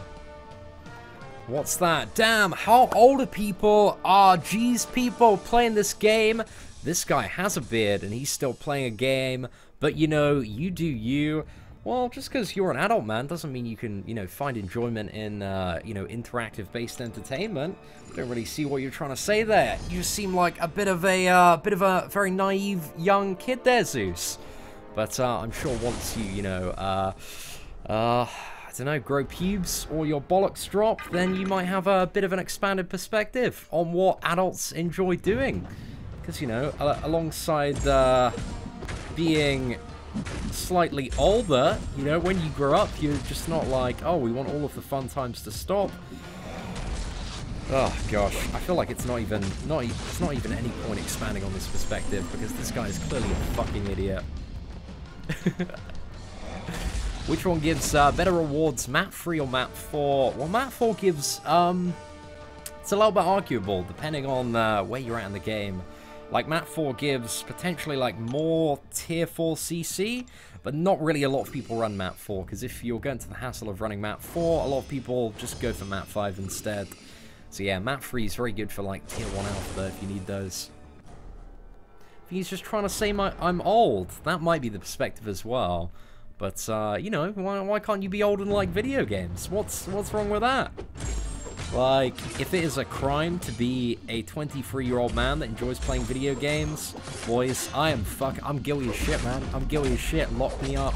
Throw away the key. Hey, Seatin, don't want to leave the live stream to check this, but what tier is Gambit? I think I've got him in, like, good tier.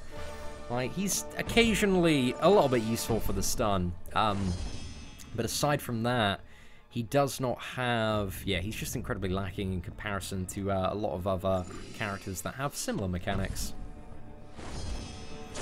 Seatin going in deserves a super chat. Oh, Idaza, appreciate that, man. What is buff? Got Loki, and I don't understand what buff steal is.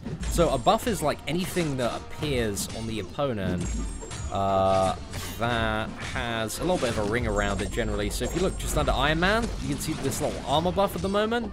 The blue one, that's a buff, man. And once we get him below 15%, he's also going to regenerate. So there you go. You can see it's just a positive effect that the character has, my friend. Hey, Seatin, should I rank 5 my 4-star Awakened Scarlet Witch, or rank 5 my 4-star Dr. Voodoo Not Awakened?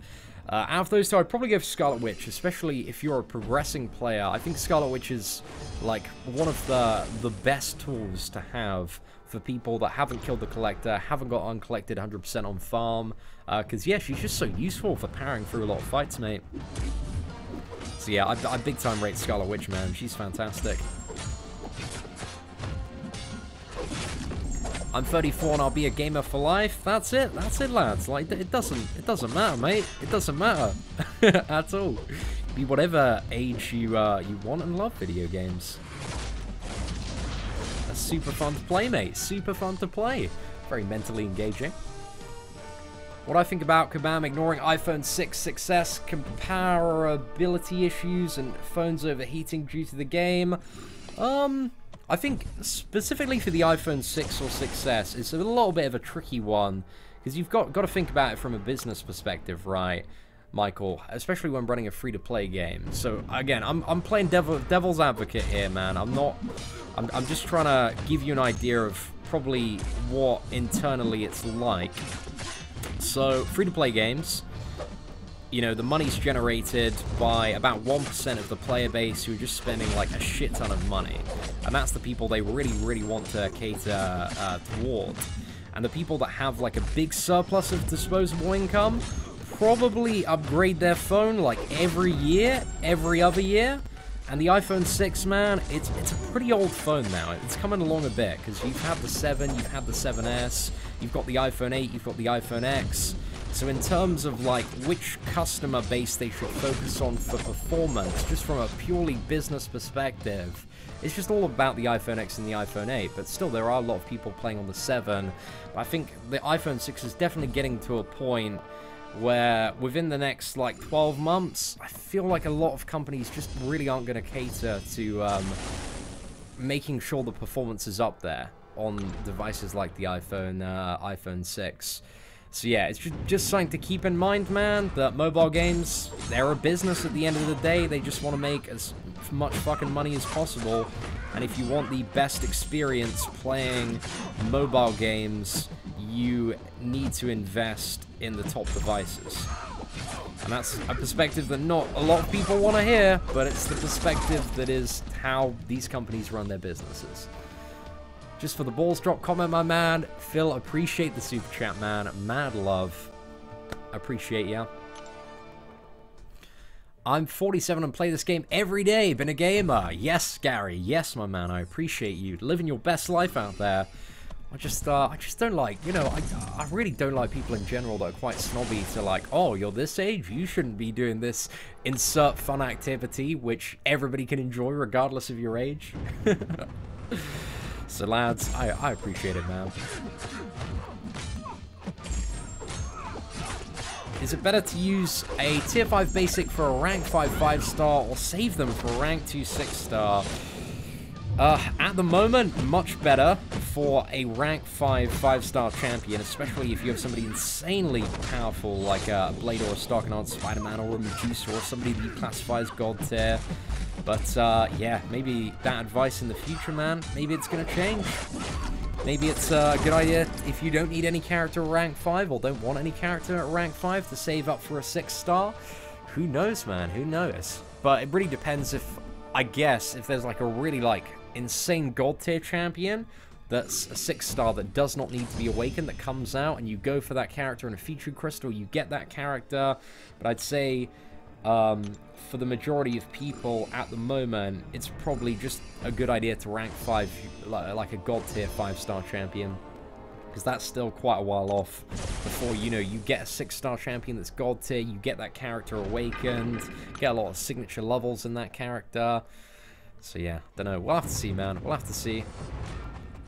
People say that it's harder to play on an iPad.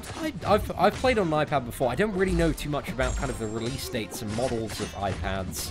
I find it a little bit harder personally. I find playing on an iPhone is generally the easiest device for me.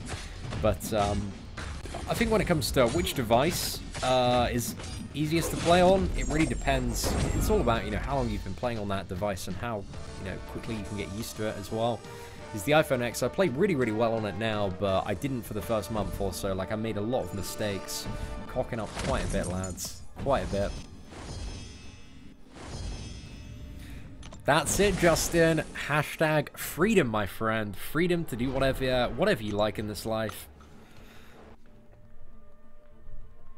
Oh, Ron, my man. Dude, you had some terrible luck there, my friend. Sorry to hear about that Blade Crystal opening. Okay, we'll wait for that to come around, and that is how you deal with that Proxima Midnight at the start.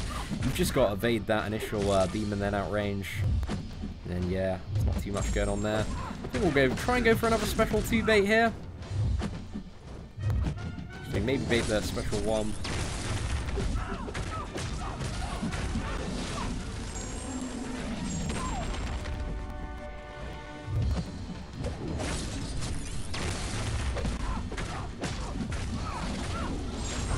Oh, mate, that was a smooth kill.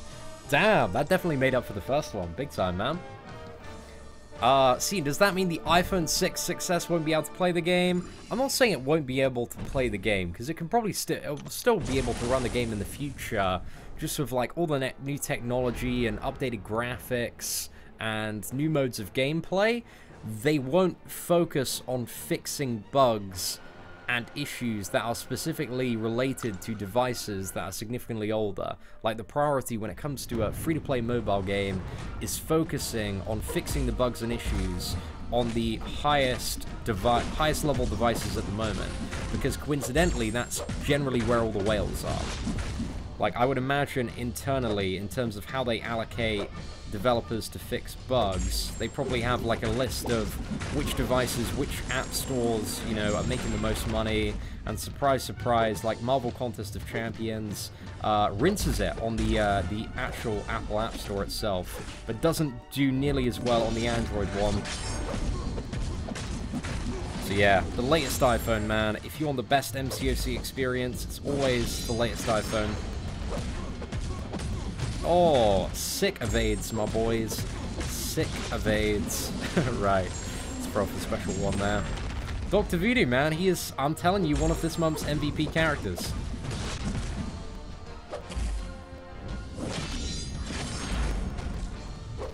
Didn't nail the evade there. I got the parry, though. Just gotta wait for that glaive to come around.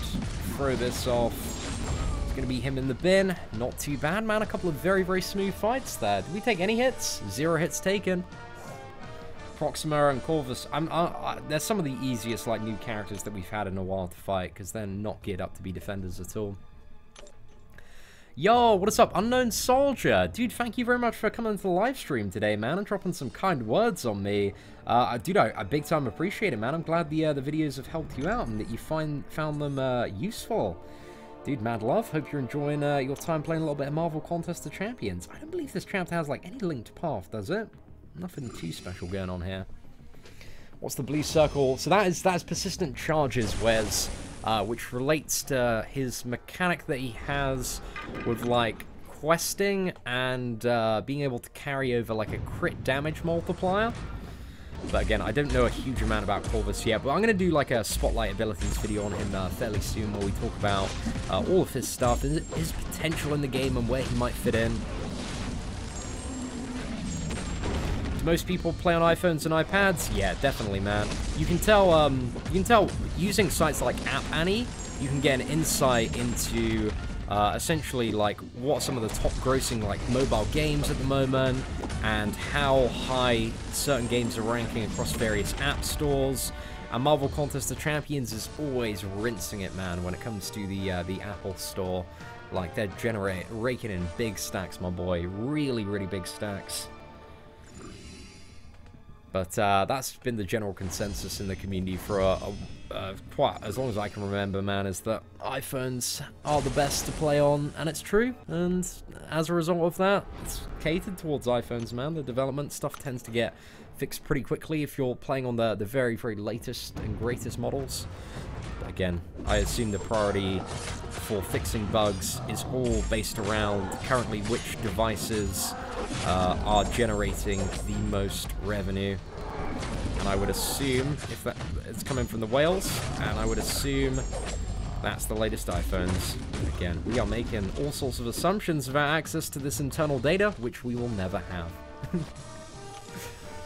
Have I played Dark Souls? I never have played Dark Souls. I've watched like quite a few people play it though. It seems incredibly frustratingly challenging. I'd like to play it at some point, but just don't really have the time at the moment, man. I want to play a little bit more Monster Hunter World. Got that like a month and a bit ago. Seems quite fun. What's that? Well, seeing, guess I'm going to go out and get a job because I play on a 6S, and the news for me was depression in Hans Basket. I wouldn't take it, you know, it's just, you know, being very, very honest about the realistic decisions that are made when it comes to mobile gaming and running a free-to-play business. But yeah, man, it's motivation to go out, get that sweet upgrade, my boy. Remember when I was, I started, like, working and having jobs from, like, a very, very young age. When I was, like, 9, I assisted my dad. My dad used to run, like, a bouncy castle business. I used to go around helping set up bouncy castles and got paid from that. When I was 12, 13, that kind of transitioned into a paper round, building those stacks up to buy, like, a computer because I wanted to upgrade my World of Warcraft setup. So yeah, man, you know, if you really enjoy games, if you really enjoy this stuff, like, there's plenty of stuff out there to, plenty of ways to make money. Especially now, like, got the internet, man. If you are a smart, savvy young person on the internet, you can make some cash, mate. Like, I've seen tons of friends start up, like, little graphic design businesses, and artists that I know doing, like, commission-based businesses. I have friends that are kind of voice actors, kind of freelancing and getting themselves out there. But whatever you want to do, if you want to see the serious bucks, man, it's all about putting in the work, kind of getting as good as you can at it, and figuring out how to continually move forward and progress. But it's out there, you know. If you're watching this live stream, you definitely have access to the education and technology to do pretty much whatever you want in this world. You've just got to spend the time, man. You got to put in the work. In terms of prestige and usefulness, it would be wiser to rank 5 a 5-star. Yes, Ham's right on that, man. The immediate usefulness, man. Maybe in the future, man, it's going to put you at a disadvantage. That's also a perspective that you have. But obviously a perspective that is very, very long-term out in the future. Because, you know, when 6-star rank 3 champions come in, man, the first people with a load of 6-star rank 3 characters, hey? But it depends on the availability of resources. I don't think, like, anybody can say for certain which one's the best, but I think it's better for most people at the moment. I'm in agreement with Ham that you should just, you know, rank 5, a decked out 5-star champion. Because, yeah, it's not going to be, like, 6-star rank 2 isn't going to be worth it for a very, very long time, I would say.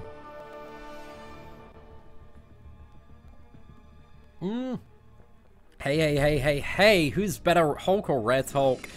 Depends on the scenario. I think they both have very, very valuable uses. Like, oh, gosh. I really like the stun on Hulk. The stun on Hulk is super, super good. But I feel like if you're in a scenario where the stun isn't too relevant, then maybe Red Hulk is the better character. But they definitely both have their pros and cons. Like, the stun on Hulk is so beast mode, man. 85% chance on the special one. That's incredibly fantastic. And he has a lot of very interesting synergies with some other characters. But they're both very valuable characters, depending on what you need to do.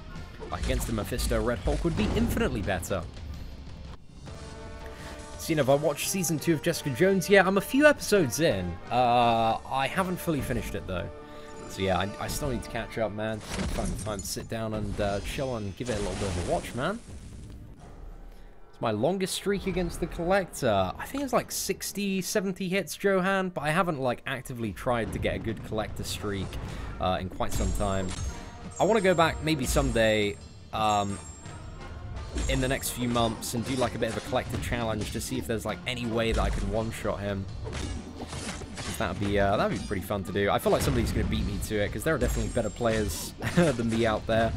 Somebody's probably going to beat me to that challenge, but hey, I want to see if I can do it as well.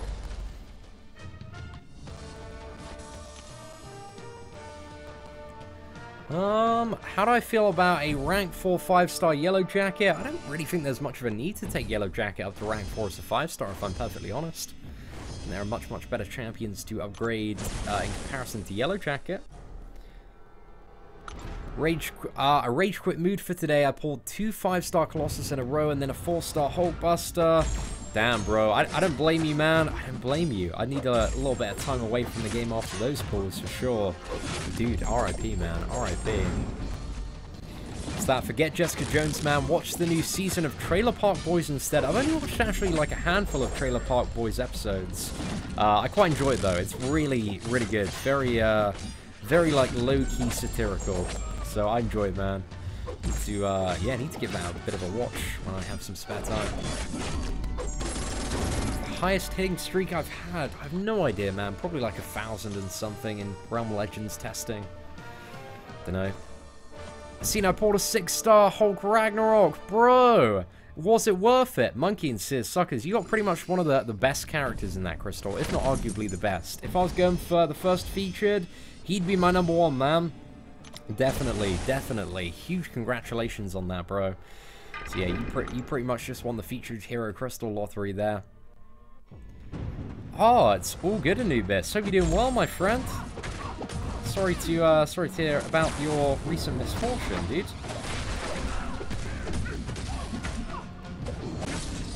It's really quite a delay on that special 1 slam down. Just gonna throw the poisons off there.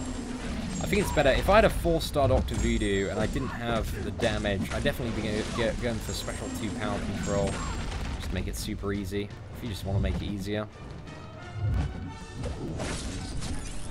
There we go. Timing's so delayed, man. Just gotta wait a couple of seconds. As soon as that you see that staff being plunged into the ground, swipe back, and you saw it. One more Proxima Midnight be added to the 6-star featured pool. I think it's still like going to be like another like 2.5 months at least. You know, quite some time, my friend. Quite some time. But I reckon that next 6-star featured pool, it's probably going to be worth saving for if it has like Infinity Thanos and Infinity Iron Man in, as well as Sabretooth, Corvus Glaive, Proxima Midnight, and probably one new character relating to the Deadpool movie.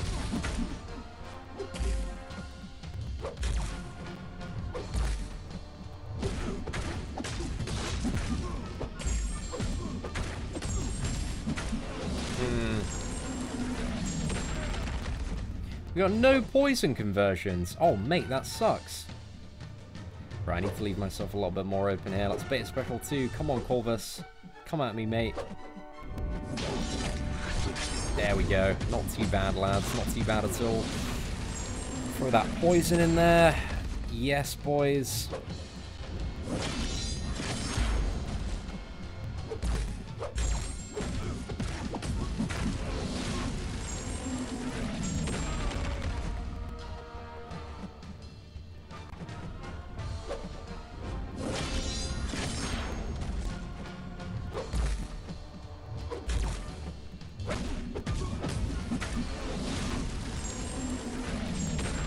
Right, we got another special 1 to avoid. Thread another 4 combo there. Couple more poisons. Not too bad.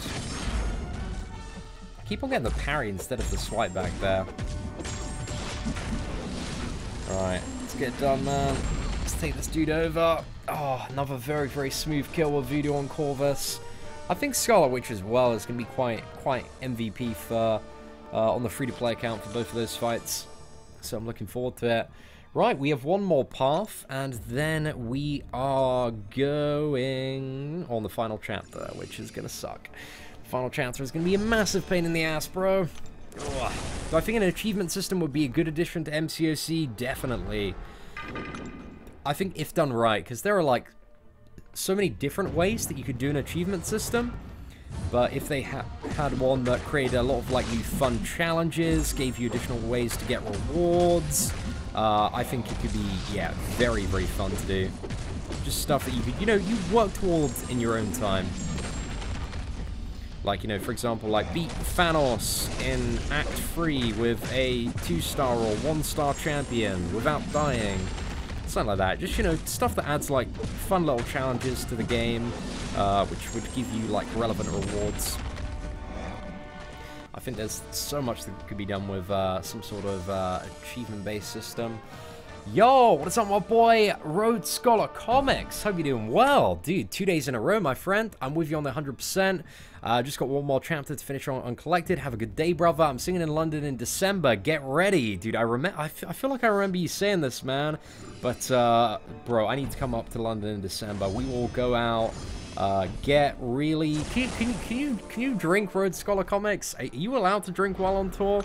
I assume if you don't have the show the next day, you know, if you got a few days off, man, we can go out, go on a little bit of a bar tour, couple of lads in London. Be a great time, man. Be a great time. But yeah, bro, like London, man. When you visit over here, we definitely have to link up, man. Not too bad, boys. Not too bad. I'm going to do the Rift after our 100% Uncollected, so I'm going to do the Rift on video in a little bit, Pepsi. So I'm not going to do it live, just because I know quite a few people are interested in seeing an on-demand video of the, I want to say, Master Mode Rift, and if it's at the end of, like, what I assume is probably going to be about 3.5-hour live stream, then yeah, it's just going to get a little bit too buried, man. Do they have an achievement system in Transformers Forged to Fight, Campy? Oh, mate, that's really good news. I did not know that at all. That's great news, because usually, if stuff works in Transformers Forged to Fight, and even, like, the devs said this at Comic-Con, that Transformers Forged to Fight is a little bit of their testing ground for MCOC to see, you know, what's really working, what's not. So if they have an achievement system in Transformers, man, that gives me a lot of hope for Marvel Contest of Champions. After a show and no show the next day, I'm in. Amazing. I'm down. 100%. 100%, bro. Yeah, that sounds like a good time, Road Scholar. Like, we'll go out straight after a show, because we went out last time, but, you know, I couldn't stay for too long, man, because of the old misses. But now, I don't know, even then, man, even if I do end up having a new misses by then, I just want, like, a proper lads on tour night, getting wasted. I'm sure we're gonna have so much to talk about in terms of, like, the Marvel Cinematic Universe as well. Just, like, properly nerd out on that. But yeah, sounds good, man. I'm really looking forward to it.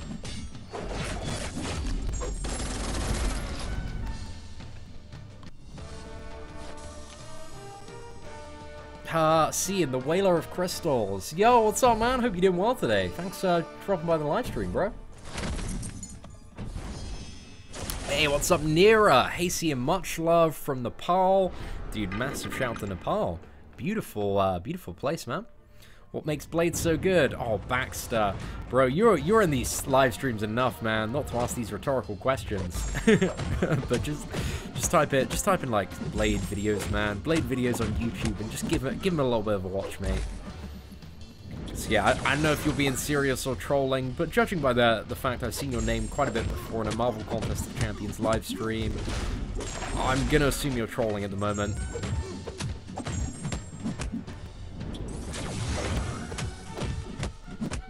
There we go. Not too bad. Not too bad at all, lads. Yeah, I got a video coming out about it tonight. The rewards are real good. Camp, I'm excited to watch that video, man. Very excited to watch it. So yeah, dude, that's great. That's really good. I'm super chuffed to hear that they've got that feature in Transformers. Is there anything else in Transformers Campy that they haven't, like, any really cool new feature that could fit perfectly into Marvel Contest of Champions that they haven't released yet? Because I know there's yeah, there's quite a few things, man. Quite a few things. What amount of dollars constitutes a whale? Gosh, I don't know, really. I think, like, if you, there are definitely different sizes of whale, and there's definitely not a textbook definition. But I think if you're spending more than $100 on a mobile game every single month, you probably fall in the whale category. That's not really much of a big one. I guess that's, it's not too huge. I think like $1,000 a month is like you're a bit blubbery. You're quite blubbery then. $10,000, you're a big blubbery whale. 100,000, and there are some people that do drop 100k on this game every single month, man. Got a lot of what is it? Kind of retired millionaires that just have tons of investments, man. They've got tons of money just pouring in because they've played the game smart, and they're just sitting there, man. They got fuck all to do all day, surrounded by I don't know, maybe gorgeous women just playing MCOC, popping open crystals, man.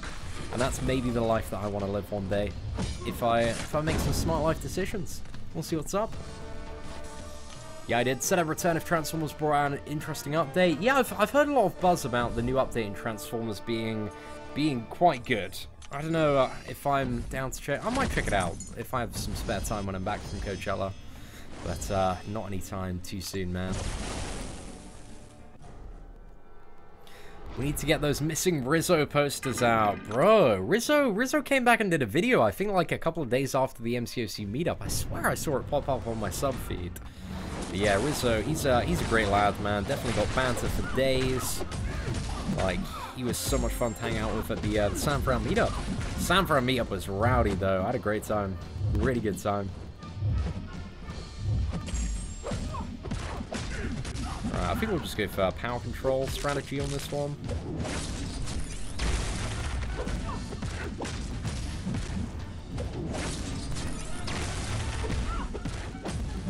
There we go, we got the evade the second time.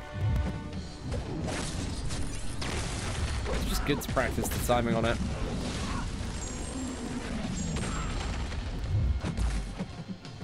Oh, that second, I really like Proxima's animations actually. She's got real lunge, man. Oh, right, there we go. I think this is the final Corvus that we need to fight, man. Oh, it's been quite a few runs in this chapter especially. But now we have a lot more to do in the final one. I think I'll chuck on a 20% boost just to make it super. I've got like 2 boosts expiring, so I might as well, to be fair. What's that? The update Transformers added 5 stars in their version of Labyrinth of Legends. Fair play, man. Fair play. They're moving that game forward. How long's it been out now? Like, is it a year and a bit? I think so. Right, not going to make any foolish mistakes to that heavy attack. It's got me before, man.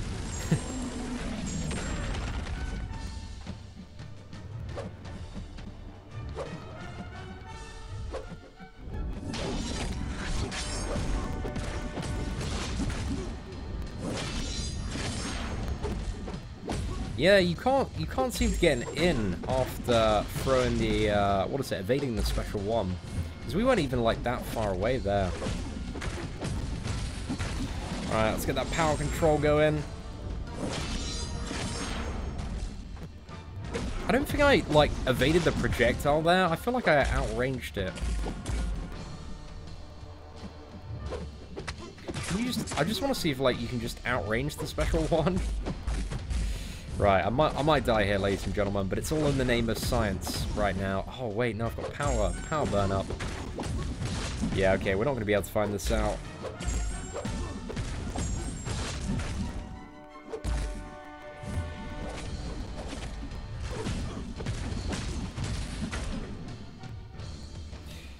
Okay, well, there we go. I don't know if that's going to seal the fight, because he does have some sort of ability around death.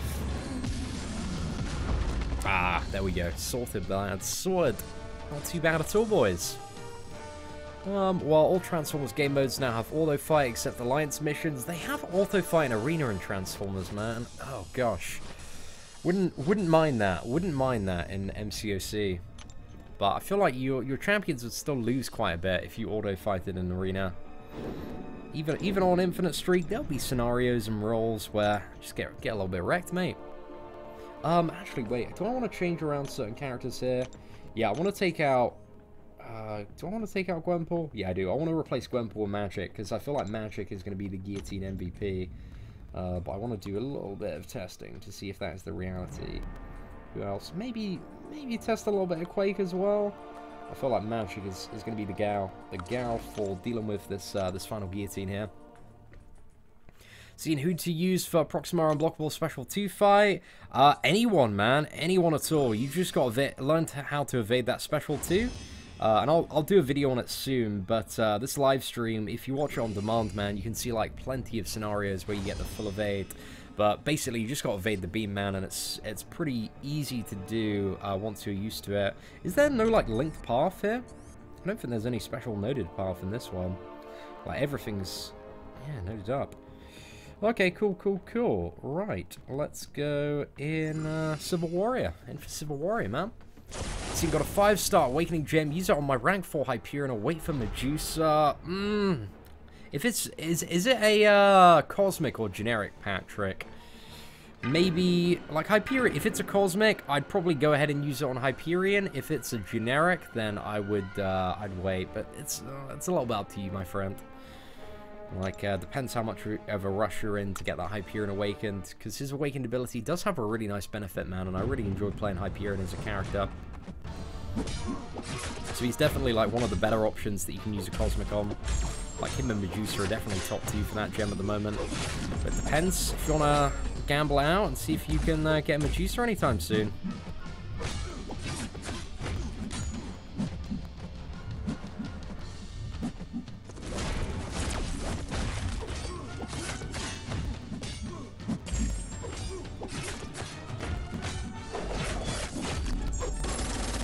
Oh, not too bad, boys. Not too bad. Bro, this is a serious question this time. Who should I take? See, I thought you were trolling at the beginning, Baxter. Who should I take to rank 5, 4-star Magic, or Ghost Rider?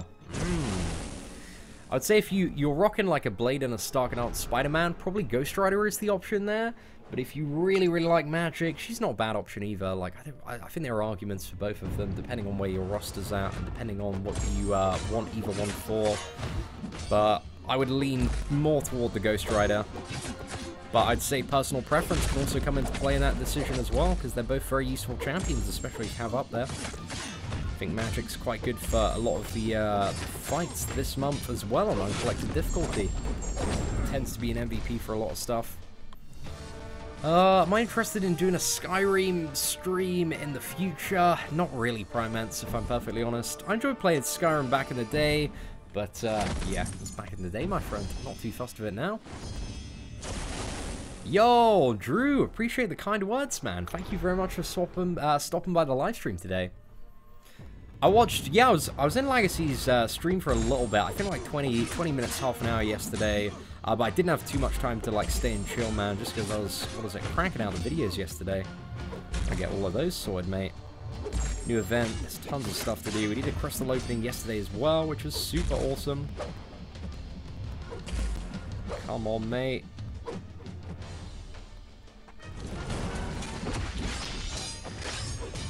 Right, special 2. Getting down. Negate the power gain. Perfect. I think another 5 combos, special 2, and we'll finish off this fight.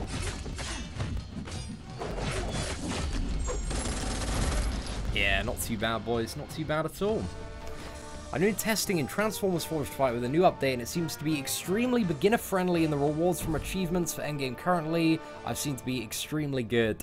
What are some examples of achievements in Transformers Forged to Fight? What system are they doing? Like, I'm going to watch Campy and T's video on it later, but I'm incredibly curious, because, you know, there's a very good chance that if that system is working well, that we're going to see it very soon in Marvel Contest of Champions.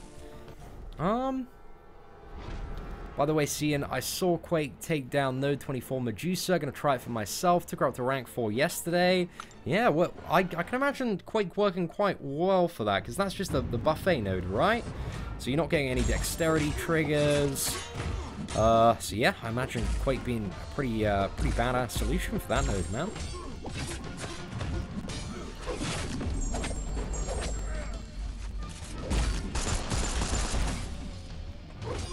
Oh, nailed out that intercept there. There we go, boys. There we go. What do I think about Thanos and Hela's love?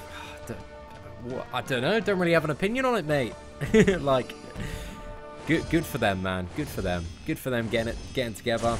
Thanos, he just wants to smash a little bit of Hela, mate, and you know I can't blame him, mate. Can't blame him after watching Thor Ragnarok.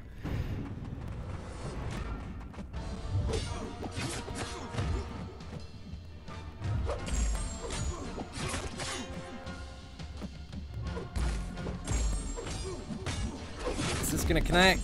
Yeah, we got a pretty sick bleed from that.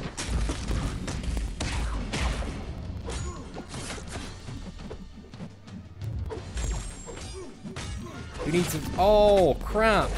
I was just about to be like, who needs evade counters? But you chat shit, you get hit, boys. That's how it works. The Spider-Man, he's the ultimate chat shit, get hit punisher.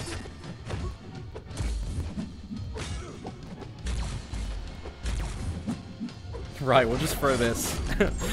I knew that. Even through block damage, man, that was going to kill him.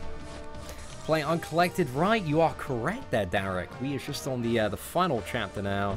Got quite a few paths to do on this. Is it 6 paths or 7? I really hope it's 6, actually. They shortened it down to 6 last month. Or is it only 5? Ooh, actually, let's have a little bit of a look, mate. Let's see. How many paths do we have here? So we've already got 1 cleared. There's a second one here. So that's 1, 2, 3, 4, 5, 6. Oh, they're back to 7. Boo. Boo, Caban. Disappointed. Disappointed, man. Very disappointed. They toned it down last month, only to ramp it back up again this month. Wow. That is not the best time, man. Especially this guillotine, bro. Let's suck the fight. What is it? 6 more times.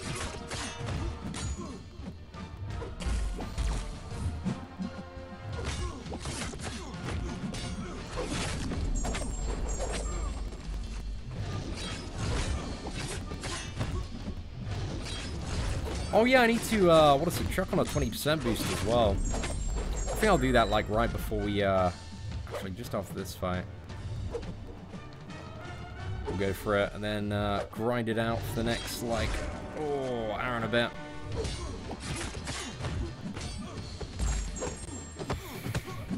Oh, crap, that was such a bad play. Right, let's use this god tier regen, man, get back up.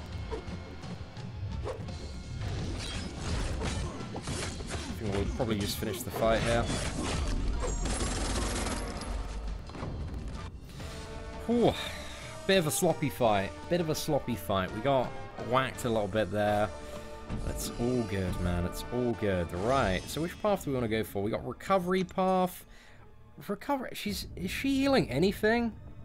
Why does she have the recovery node? What? Why is this node here? Guys, am I... It's just an algo. It's not even a node on the King Groot. I'm super confused, man. Why does that node even need to exist? Oh, is that... I guess if Guillotine hits you, then she can steal a soul. She can, you know, what is it? Regenerate a little bit there. But if she hits you, you're dead, mate. You're dead. Doesn't matter too much. This one seems pretty pointless.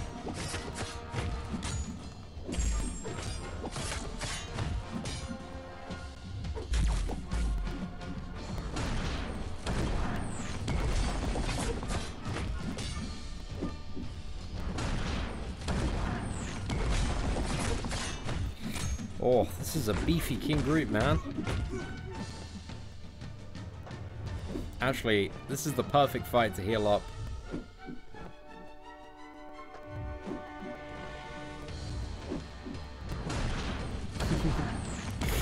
Wonderful. Just take our time, man. Just make sure we are fully prepped up for Guillotine.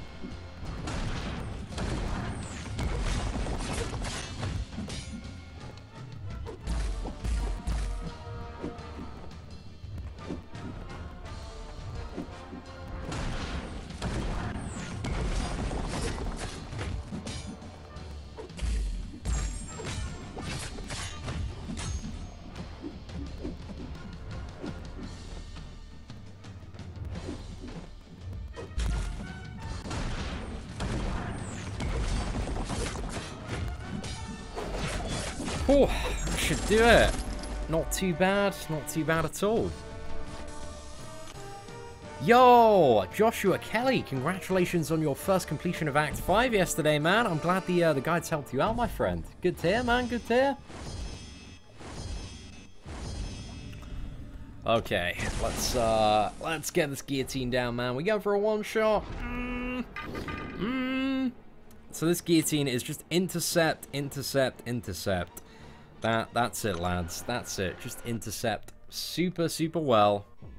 And you win the game.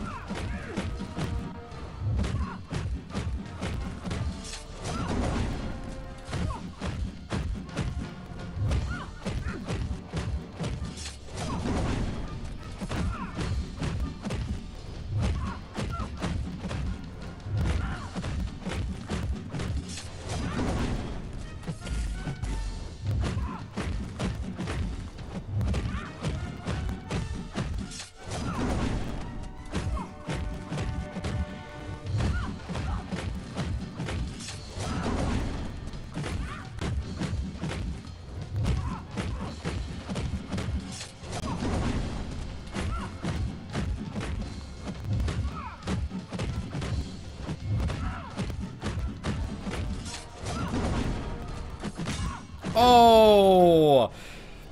Damn, that was not a bad try. Not a bad try at all. Well. 148 hits. Whew, I'll take that, boys. God, I'm not gonna lie, guys. This room stinks right now. It stinks of perfect intercepts, man. Just being smashed out left, right, and center. Whew, gosh, the stench, man, is way too strong for any one man to handle. Ooh. Okay, right, I'm back to playing like ass. Oh no, that was so bad. Oh, right. Chat should get hit, boys. Gosh, we need to yeah, get a little bit better. Yeah, she wasn't taking like much damage at all that fight again with magic. It's a little bit curious as to why she had so much resistance. Is it just physical resistance? Oh crap, my foot's cramped up. Oh shit, mate. My foot's cramping hard, man. Okay. Oh, come on, mate. What a cheeky back. What a cheeky back there. What a cheeky back. That first try, man, it was so good. That that adrenaline spike was a little bit too high there.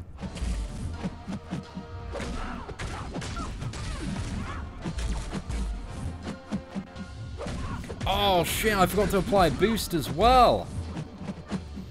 This could be going even better, my boys.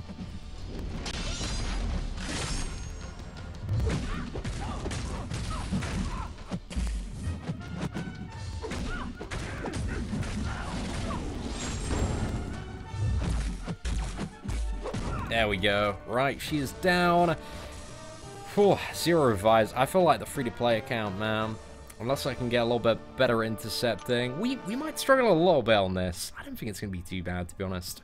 Like, that fight is literally like power control and intercept, or just intercept. But I feel like power control is definitely the best aid to that. So, all about those power control champions, lads, by the look of it. I'm interested to see if, like, any other interesting strategies start to appear. Alright, we'll go for this 4 Jane Foster path now. Yo, Frank Vargas, appreciate it, my man. Appreciate the support today. Not looking forward to this fight. It's yeah, it's definitely significantly harder than anything else on the Uncollected difficulty. But you know, like 95% of this month is just absolute face roll for the most part. So you know, they've got to have a little bit of a challenge somewhere. But I'd still much rather fight that guillotine, the MODOK probably. I'd much rather fight that guillotine, the MODOK, Ice Phoenix, and the stack Taskmaster. Taskmaster actually wasn't too bad, man. Yo, Dev, my man, appreciate you hooking me up with another super chat. Bro, that's like $20 now today. It's crazy, man. That's like 10,000 YouTube views that you've chucked my way. Dude, I cannot appreciate it enough. Right, let's get you up there as our blubberiest whale. Mad love to Dev Shah. Wow, Gilly put me in the bin. Well, we had a very good try on the first one, man. I'll definitely take that. I'll definitely take that first try. But yeah, then the Blade and Stark ones, they weren't too great, mate. They weren't too great. She's unstoppable. How can you hit her? If you intercept her, just with a regular dashing attack, you can't use the dashing attack like right after the special one. You've got to wait till she finishes the special one, and then you can intercept, and it'll like remove the unstoppable buff and unblockable buff. But yeah, you just need to be very, very careful while she has that buff. Or you can potentially wait it out if you want and just use... well, actually, blocking isn't really going to work because your block is going to be very quickly diminished. So it's really just intercept, man. That's what it's all about.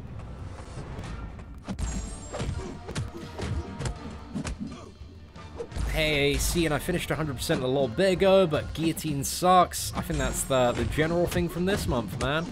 Everything else ain't too bad, apart from the guillotine. Like, Proxima Corvus is super easy to deal with once you get familiar with their animations. And again, something that I like to throw out every month is that there's never, like, any rush to do Uncollected 100%.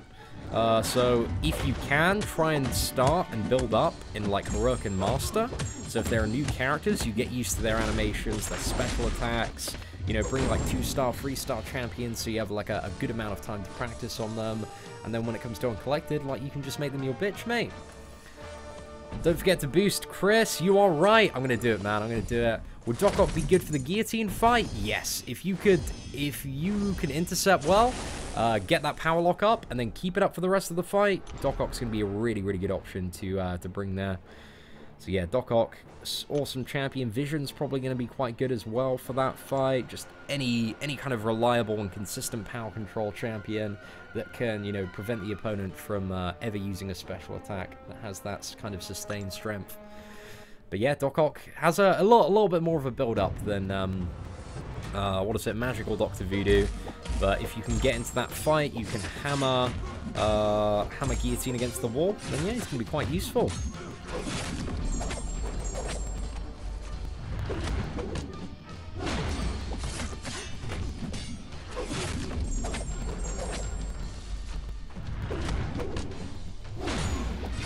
There we go. Iron Fist Assassins. Not too bad, boys. Not too bad.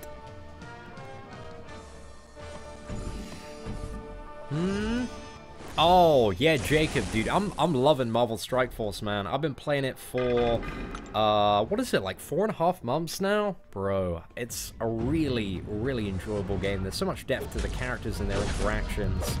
Like, I've done a few videos on it in the channel so far, but there's a lot more I want to do. But I only got back from California like less than 48 hours ago, so I'm trying to catch up on all the Marvel Contest of Champions content. And then, yeah, we're going to make some more Marvel Strike Force videos and guides, because I have quite a lot of fun talking about and playing that game, man. Alright, slam down that. We're going to go for a full combo. It's a bit cheeky. Bit of a cheeky play there. Kind of paid off, though. Like, arguably the special 3 is a little bit better to use against Nightcrawler.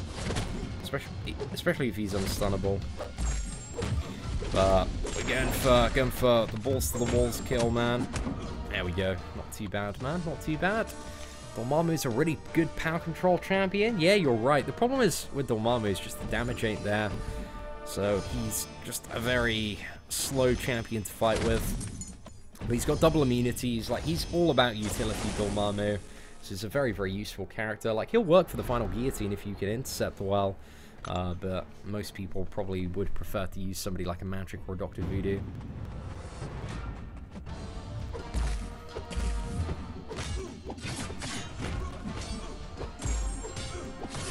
You spammed Hyperion's special ones. Is that against the guillotine?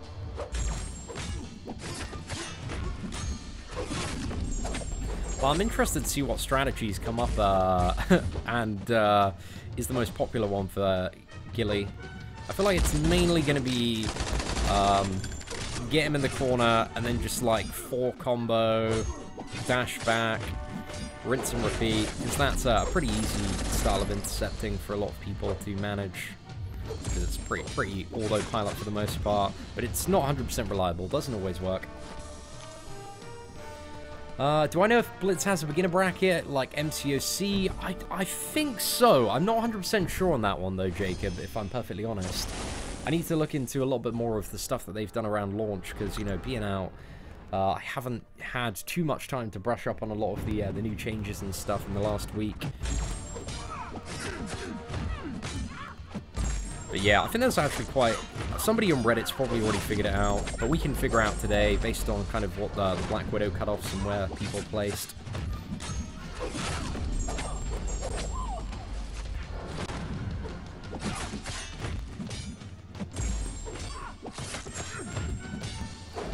Right.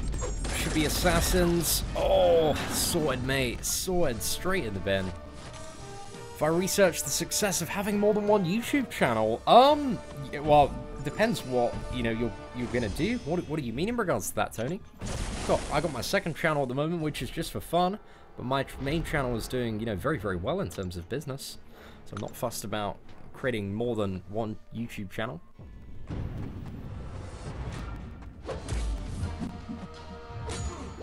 How many paths are in the last quest of the monthly event? It's 7, bro. It's 7, my man. It's very, very long.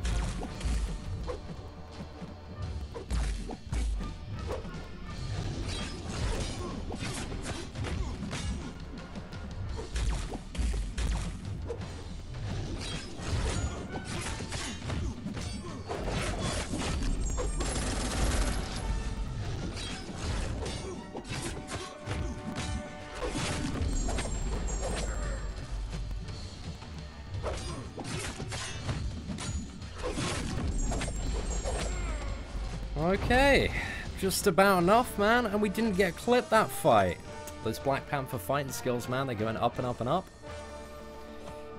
So I think this time we are going to get the Scarlet Witch down, and then we'll go Vision, and then every run after that we're going to go for Hyperion.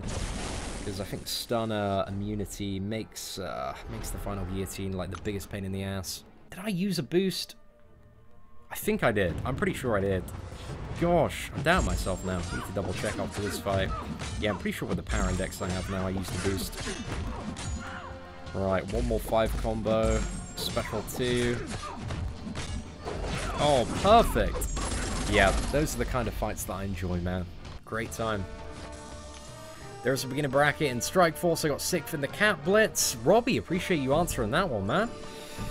Yeah, but congrats on that, man. There are some big shards in Blitz mode, especially a lot of, what's it, the orbs as well, man. They really, really jack, because Blitz mode rewards used to suck, man. Like, only used to, I think it was like 10, 50 people could get a very small chunk of the champion, but they properly buffed them up with the release. Hey, what is up, Larry Guns? Thank you very much for the super chat, bro. Really do appreciate the support. Right, let's go in for this this run at Guillotine then. So we're gonna start with Blade, see if we can get this Guillotine down quick. But if not, we'll go ahead and use a lot bit of magic.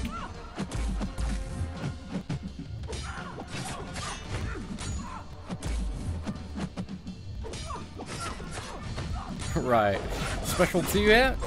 There we go. Oh, I just wanted to see that damage, bro. Did she get unstoppable? Does she? Oh no, I understand the interaction. Yeah, Danger Sense cancelled out the unstoppable there. Wow. Okay. Yeah, Blade's great for this fight then. Okay. Yeah, that's super good.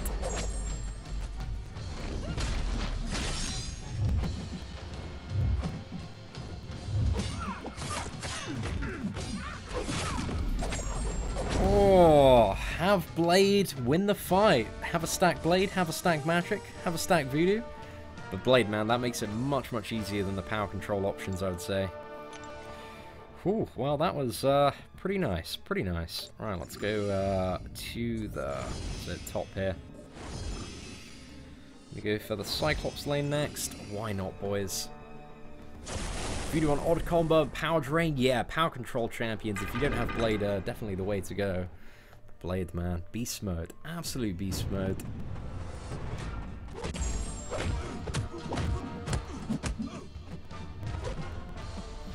Yeah, man, those premium orbs and Strike Force as well, they're really, really good. You can get some decent stacks of quite difficult to get characters out of them.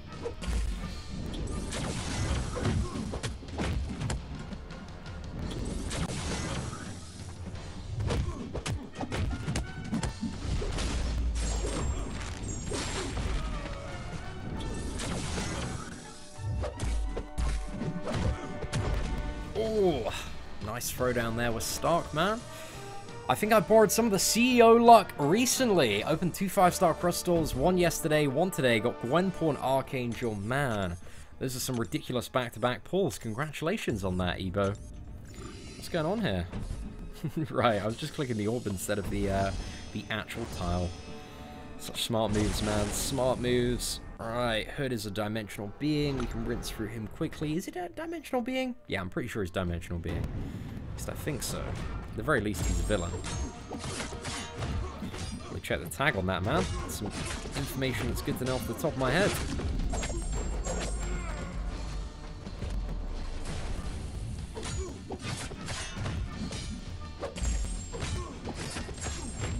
We'll Storm up next. We'll go for the Stark and Spider-Man for that matchup.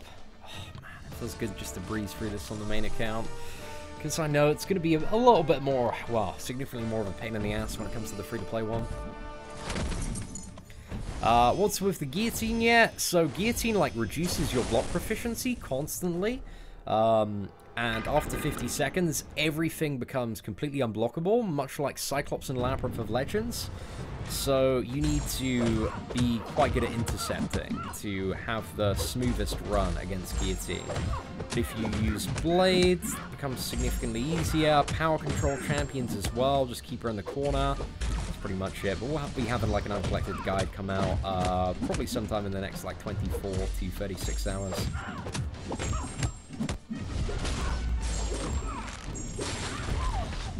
Cool, a couple of web shots there, not too bad. Gonna finish her off. There we go. There we go. Would a Duped Archangel work for Gilly as well? No, because the majority of time that you fight her, she's either gonna be immune to two of three things. She's either immune to stun, bleed, or poison. So yeah, completely shuts down Archangel for that fight. So yeah, it's power control or blade by the look of it. I imagine Black Widow actually might be an interesting one. When Black Widow worked too well, she would be nowhere near as good as Blade, but she'd cancel out a lot of the unstoppable procs on the special attacks, I would assume.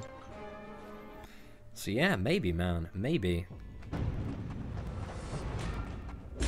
Oh, shock! That sounds incredibly lethal, man. Yeah, people are talking about that Transformers update in chat a little bit earlier today. I'm most excited about the achievement system that's dropped in that game, to be honest. Because if it's in that game, it might be coming to MCOC soon.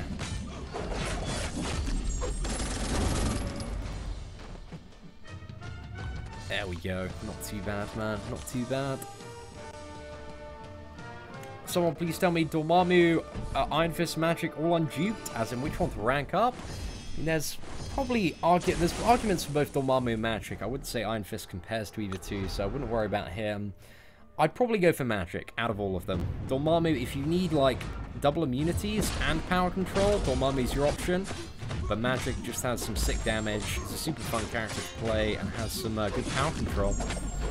Also deals with champions with a lot of buffs, just cuts through them, man. And we generally see, like, in a lot of challenges and stuff, generally, like, one champion just has a ton of buffs that Magic can, like, one-shot with the special 3. Will Crossbones work to nullify Unstoppable? If you could keep a good pace on the fight, there's a chance he would work. But yeah, you'd have to play like very, very aggressive. I think if you got lucky, you got into the rhythm with Crossbones. Yeah, I think he would work. I'd like to see somebody do it.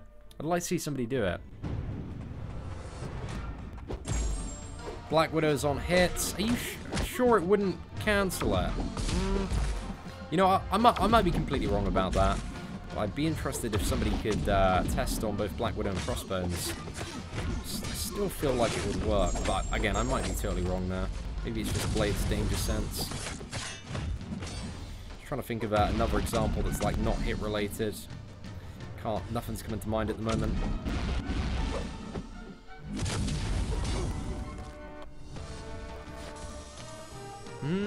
Yeah, Magic's Limbo can be a lifesaver as well once you get the character awakened. Like, very good for, I know, Quickshot Gaming, another, what is it, frequent live stream viewer, and also, it's a great dude in the community, man. He plays a lot of his 5-star magic in, like, degen nodes on Alliance Quest map 6, and because he's playing so aggressively with Mystic Dispersion, like, Magic's Limbo is rewinding a good majority of the degeneration damage. It's got like a few videos. If you type in like Magic Map 6, I think some should come up. Magic Map 6 Quick Shot if you're interested in seeing some high-level Magic gameplay, man. Alright, got some alright stacks of bleed there. Nothing too special. Just avoid this. Throw in another 5 combo. Okay, another 5. Actually, couple more mediums. Special 2. Fight done, mate. Easy.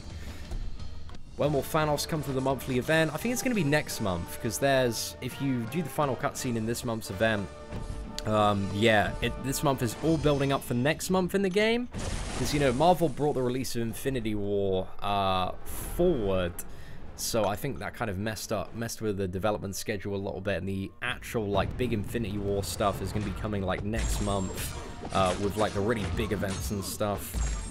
There's some alright stuff this month, but it's nothing like it. You know, it's not the biggest month we've ever had. It's nothing too insane, but I definitely appreciate the Chaos Rifts coming back, man. Or Dimensional Rifts, or whatever you want to call them. But next month, hopefully we're going to see Infinity Thanos, Infinity Iron Man. That would be super good. Super good.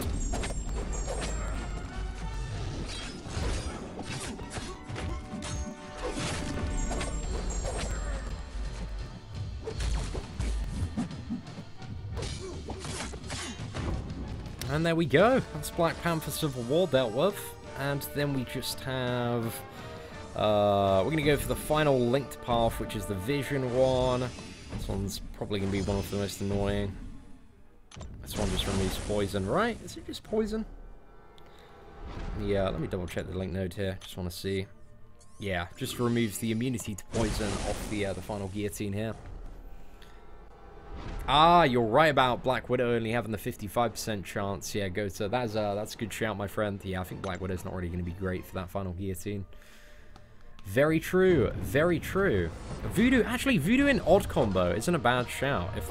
I want to try Voodoo in odd combo actually this time. Odd combo, power control. See how that works out. Oh no, come on, mate. I should have just zerged this dude down.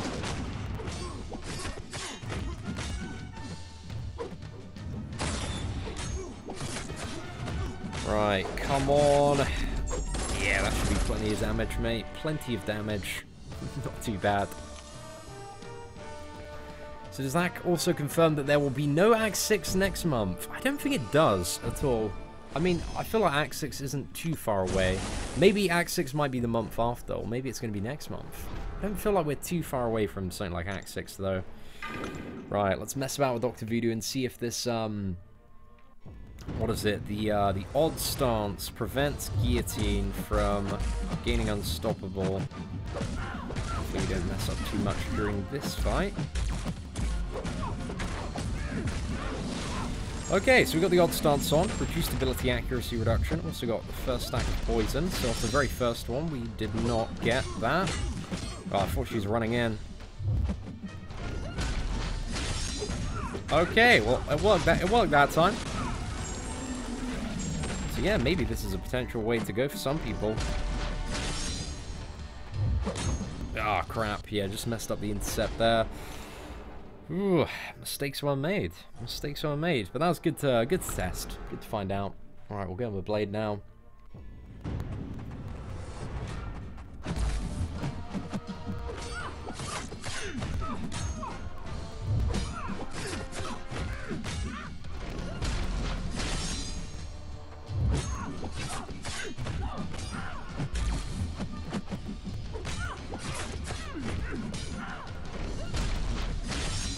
Okay, so we disabled it that time.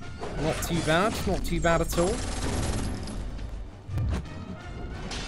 And disabled that time as well. So I think like 2 out of 3 times on average, Blade is gonna just completely prevent the Unstoppable from proccing. In Voodoo you got like a 50-50 there, but obviously Blade with the Danger Sense, man. His damage is so jacked up. Just easy mode, isn't it? Ooh. 4-star Blade. Well, that's going to be a little bit of a rougher fight on the free-to-play account, but we still got a Blade, man. We still got a Blade. We'll be okay.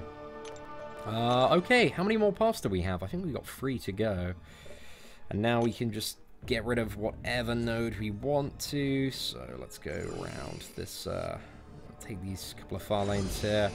Right, lads, we're getting there, man. We're getting there. We're almost done. A few more runs to go. Hey, what is up, Moro? Hope you're doing well, man. Thank you for dropping by the live stream today, man. Dude, it is good to be back. Only back for another, like, 5 days. We're going to have a week break to go fly back out there for Coachella. And then, yeah, going to be back for quite some time, I would imagine. Plenty of stuff to grind out, man. Got to keep growing this channel, man. Keep expanding the brand, the business.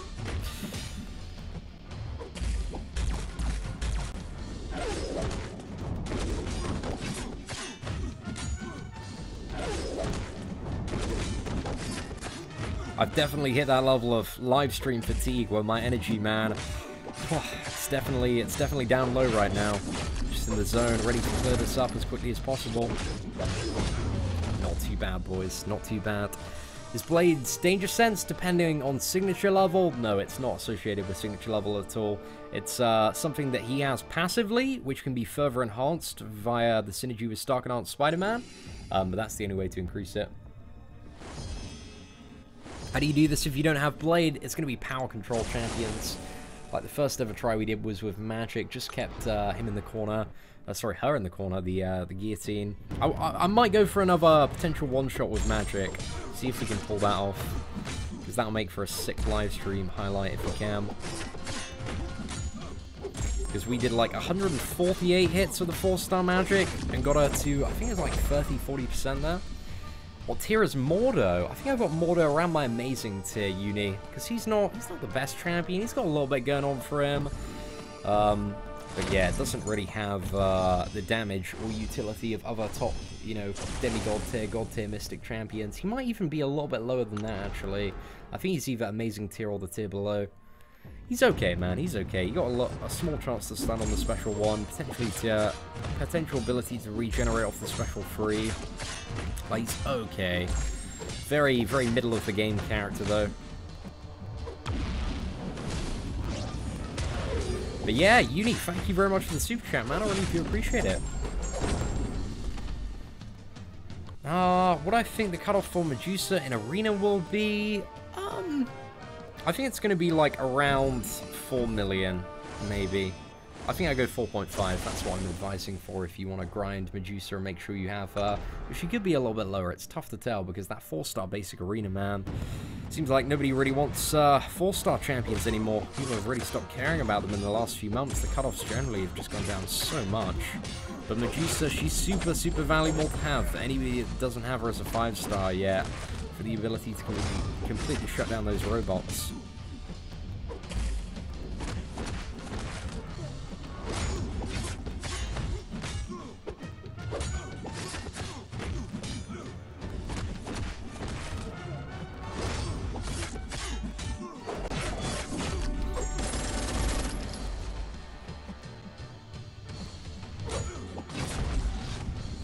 Go.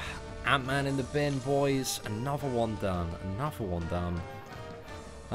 Christian, expect them this weekend, man. More Marvel Strike Force coming over the weekend, bro. What's my favorite champion in the Marvel Universe? Oh, bro, it's all about Spider-Man, man. All about that. Should I take my Awakened 4-star Captain Marvel to rank 5? Probably not, bro. There are much, much better champions, especially in the Cosmic class, to take up the rank 5 over Captain Marvel, in my opinion. So I'd save it for, like, ideally Medusa or Hyperion. You want to save for those T4 Cosmics. Get the evade there. Oh, that's a very cheeky dash in. We could have easily got wrecked. Go for another one. This might backfire. No, we're good, man. We're good. You go all day, Seatin. Just saw the lineup. It's very good. Oh, for Coachella. Yeah, I'm gonna be there weekend 1, bro. And I'm camping. We're getting there at, like, we're leaving, like, 1 a.m. on Thursday morning to arrive there for, like, 4 a.m. when the gates open. We want to get a super good camping spot, man, close to the entrance. Like, my boy Devin, he's been there quite a few years in a row.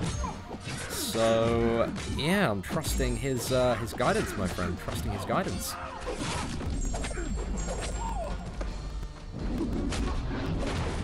Oh, no. Had a little bit of a whiff there, mate. Just missed.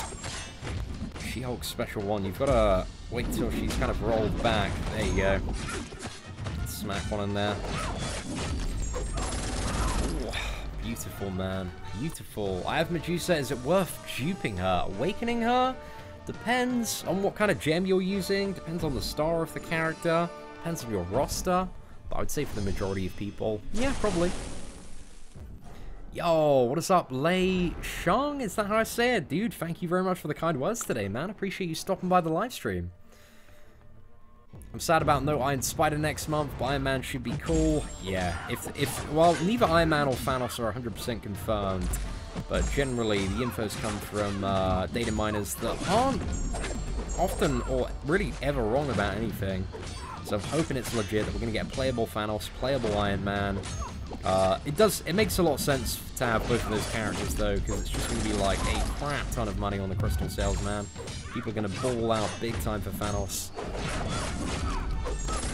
Why have I turned off the ability to scroll back in my live streams? I don't believe I have turned off the ability for it, to the best of my knowledge. It's definitely something I didn't disable, Justin. Didn't purposely disable anyway. But yeah, I'm not too sure, man. Not too sure if YouTube have, like, changed anything around.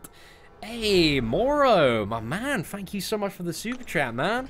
Dude, $10, what is that? That's 10 euros, which is $12. To be honest, that probably is the price of a beer at Coachella, my friend. So I do appreciate it. Mad love, man. Thank you for all the support today, my man.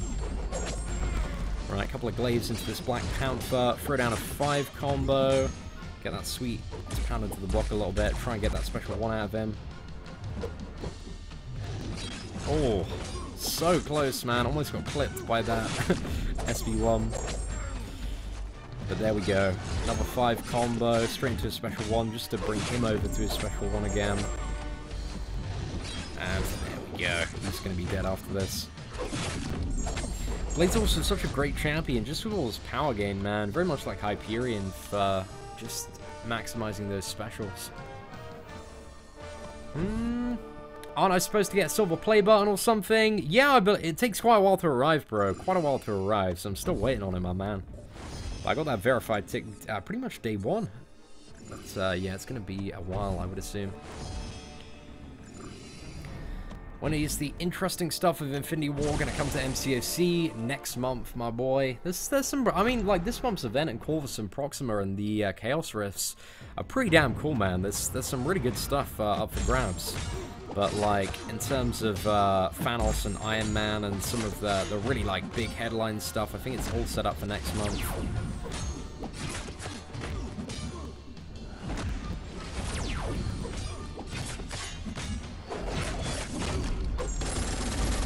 Oh, right, there we go. Got the final, the third to last run at Guillotine here. Hey, what is up? Legendary Immortal, welcome to the stream today, man. Do I think there will be a celebrity challenge this month? Maybe. They might start one this month that kind of ties in, you know, it's running like both months. So potentially, man, potentially. Right, let's go for the guillotine one-shot here with magic. Gonna keep this gal in the corner. It's gonna be super mildly impressive. Maybe.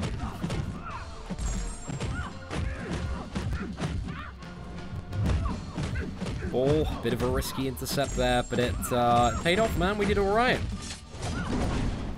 Okay, so just want to get the intercept there.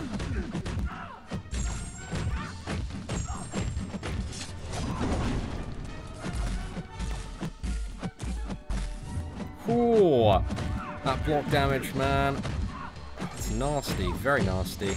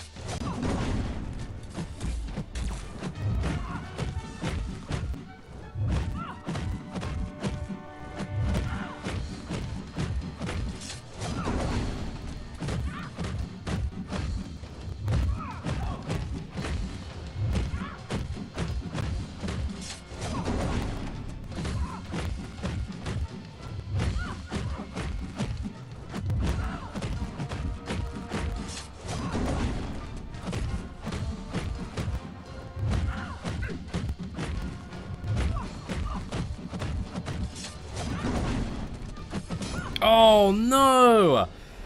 Oh. Ladies and gentlemen, we are so close. So close. Just, what was that? Messed up that last stand-up intercept there. Recovery intercept. Oh, it's a good fight. Very good fight, though. 162 hits. A little bit better than the first one. That's it. Blade, Magic, Voodoo. Some MVPs, ladies and gentlemen. MVPs this month. Oh, Tim, you're damn right there, man. We weren't doing too bad there at all. It's a decent fight. I'm gonna try and get the one shot on one of the final. We got two more runs against this guillotine. I reckon we can do it, man. I reckon we can do it. Just gonna keep my head in the game, and as soon as you get in the corner, it becomes quite easy to just hammer out those intercepts, man. Right. Okay, we got Black Panther up next, man. Yo, it's all good, Uni. Appreciate the kind words there, man. I have a 5-star Electra and Kingpin, an 8-skill T4CC. Should I take one to rank 4 or wait? I'd definitely wait, man. Unless you have, like, resources expiring. Yeah, I wouldn't. I'll wait till you get to the cap of T2 alphas before you make up any decisions, unless you have, like, a very clear, like, gold tier champion or a champion that you know, is really, really going to help you out for whatever you're working toward next. But out of those two, if you ever do need to make the decision, I'd probably go for Electra and Kingpin. I quite like Electra, man. She's pretty fun to play.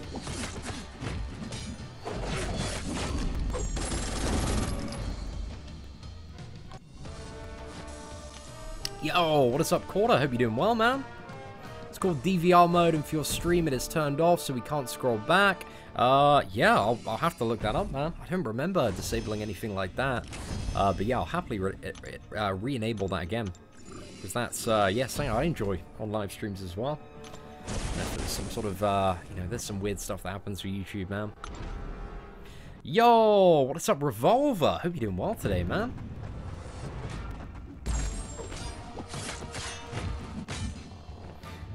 Jesus, if I didn't already waste my resources on my Scarlet Witch, I'd want a 4-star magic up to rank 5 after this. Oh, bro, like, Scarlet Witch, don't knock Scarlet Witch, man. She's so good for the majority of challenges and general clearing. And if you're not up to a level where you can farm Uncollected 100% every month and you haven't got the Collector down, yeah, she's still very, very useful. But, you know, there are arguments for Scarlet Witch, arguments for Magic. Magic just really shines in this final particular fight. Well, let's give him a little bit of blade here, man. Gonna cut through this Magic, hopefully so damn quick. parry mastered. There are tons of really good guides on YouTube on how to parry, man. Just type in how to parry on YouTube. Hopefully some good tutorials to further assist you in mastering it should appear. Lol, Seatin, treat this guillotine fight like Ultron in Act 5 and use Crossbones. I might for the final try. I want to try and get this magic one-shot, because I know Crossbones isn't going to be like... it's not going to be too reliable. You know, he's a bit of a shaky champion, especially to get started up with. So yeah, I'm not too sure how I'm feeling about Crossbones against that final guillotine. But I'll probably do like a fighting video and test him out a little bit as well.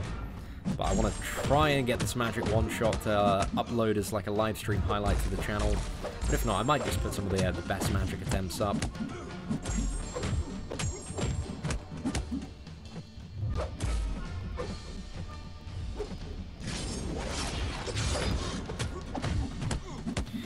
Right, we're just going to hammer out some special ones here. Double medium, front 5 combo, another special one. This dude should drop. Hey, not too bad, boys. Not too bad.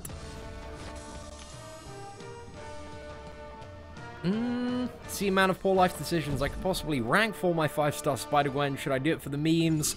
Probably not, man. Probably not.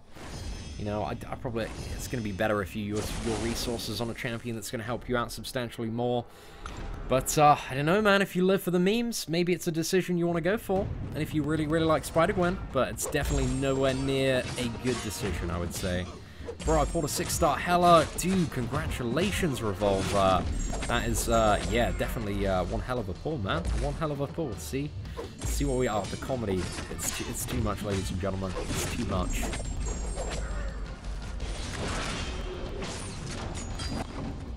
Oh, not too bad, boys. Not too bad at all. Have I done the Master Rift yet? No, I'm going to be having a bit of a break after... We've got 2 more runs, get this guillotine down. I'm exhausted, man. We've been streaming and chatting rubbish for like 3 hours now. So I'm just going to have a little bit of a break, grab some food, get a little bit of lunch in me, and then, yeah, I'll record a video on the Master Dimensional Rift. When I'm opening the 6-star featured, I'm probably waiting for the next round of 6-star features, man. Because, you know, Sabretooth, probably Infinity Thanos, Infinity War Iron Man, Proxima Midnight, probably a character from Deadpool, Corvus Glaive as well. I think it's going to be a bit of a better pull than this month, but again, it does depend on the sub-featured champions. But there will be a point in time where you have the information for both pulls available. You know, when the current pull is about to expire, where you can make an informed decision as to which one is going to be better of the two. But my kind of, I don't know, my prediction is next month is going to be a lot bit better. But there's still some good stuff in this month as well. See, should I rank up my 4-star Dupe Magic to max rank or my 5-star X23 Undupe to rank 3? Depends what you need, man. I'd say, like, for this month, probably the Magic's the better option to go for. Because Magic is definitely an MVP character for this month's monthly event. But, yeah, I go Magic out of those two, Grumpy. X23, you know, your problem isn't class catalysts. If the dilemma is between those characters, it's like basics or T1 Alpha, and those resources, man, they're pretty easy to come by. You know, that you're constantly getting your stuff flooded with basics via stuff like Alliance Quest and the Glory Store. So yeah, you can get up both in hopefully a relatively short amount of time, and they're both great champions to have up there. Oh, right, another Captain Marvel there, man. I feel like I've fought Captain Marvel so many times today. Can't believe they've gone back to 7 paths in this final event, though, man. Screw that. Screw that. I think we've done the some of the longest paths. Right, we've got this Black Panther. We have been playing pretty well against some of the last few Black Panthers, so let's stay in the zone. Just hammer out these special one evades.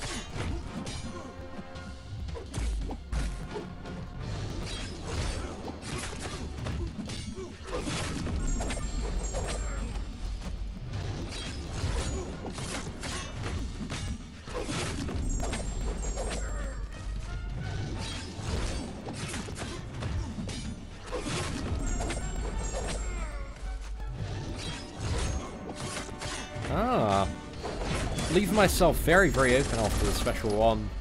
Just caused him to do a special one very, very instantly. So yeah, awesome, awesome, man. Right, got this Hyperion to blitz through, and then we're going to go for a one-shot on this guillotine. Can we get it done, man? Can we pull this one off?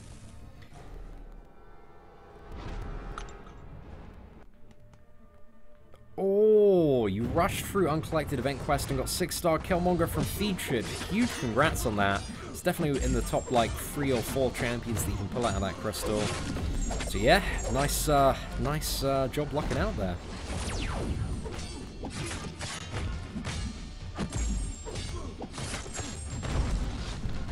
Should I rank up my 5-star Angela to rank 4? Depends on your other options. She's not, you know, if you just need a lot of damage for anything at the moment, then maybe she's the option to take up. But there are better options overall if we're looking at all the characters in the game. But she's not bad, man. Depends what you want to use her for. Okay, Magic versus Uncollected Guillotine. Let's do this. One shot incoming, ladies and gentlemen. It's going to be, hopefully, mildly impressive. That's what we're shooting for today. That's the bar.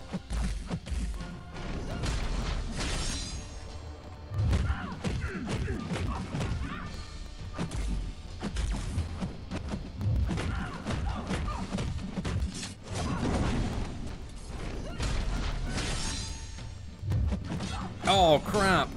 I thought she was running into me. Oh, no! Mistakes were made. We were very, very close to getting her in the corner there. Right, let's go for Blade this time. Just hopefully a very, very easy mode kill.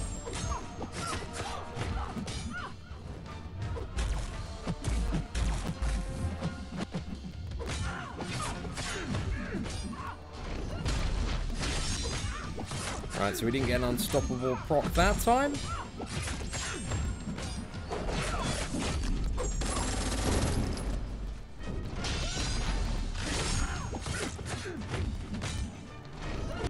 Oh no! It's just bad, mate. It's just bad. I can't believe I just got clipped by Guillotine Special 1. Right, let's hammer it in some more hits. Should be enough. There we go. Oh, that fight is very fun with Blade, man. Stacked magic, stacked Blade, stacked any power control champion. We're gonna have a pretty good time.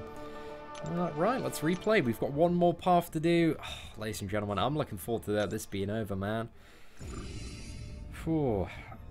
Right, final path now. And yeah, it's just down here. Anyone too bad to fight? All fairly straightforward opponents for the most part.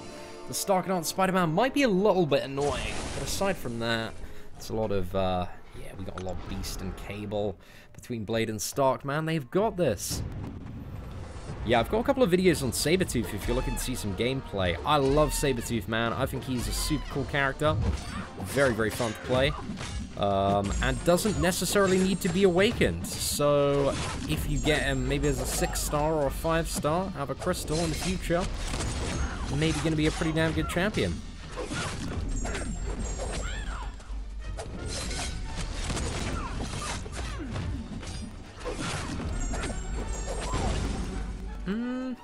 Seam, thank you for all your videos. Keep up the great work.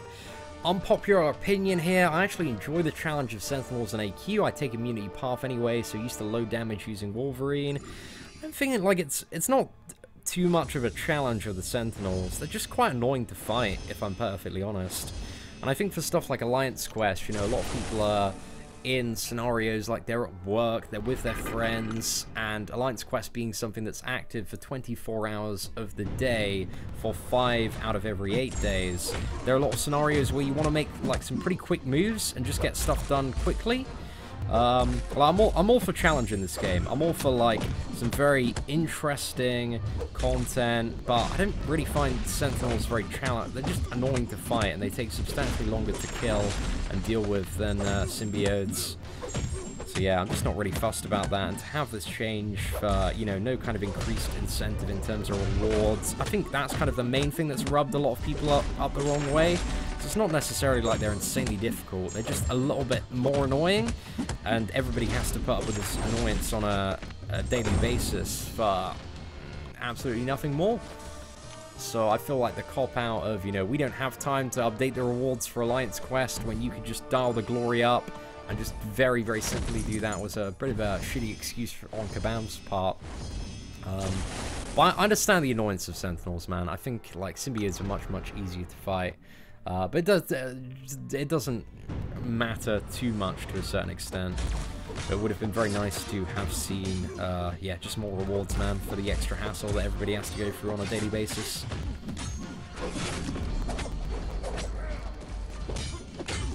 Like, yeah, I just don't really get the half-assed AQ update, to be fair. Ooh, Striker. Dude, best of luck, man. Best of luck. Are you going to go for just the 10k crystal? You might want to save up for the next 6-star feature, bro. I'm just saying, man. Yeah, 5 out of 8 days. You have 5 days of Alliance Quest active, and then 3 days of it not active. Get a 3-day break.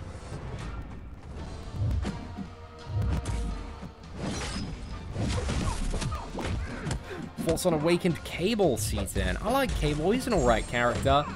It's got a little bit going on. A bit of ability accuracy reduction. You got True Strike on the special 3. A little bit of regeneration. The damage is okay. But Cable is nothing too special. It's definitely overshadowed by some of the top mutants, such as Iceman and Archangel, comparatively speaking. Cable, he's not too bad, man. Not too bad. Definitely one of the better 6-star champions unawakened to get out the 10k crystal if people are going for that.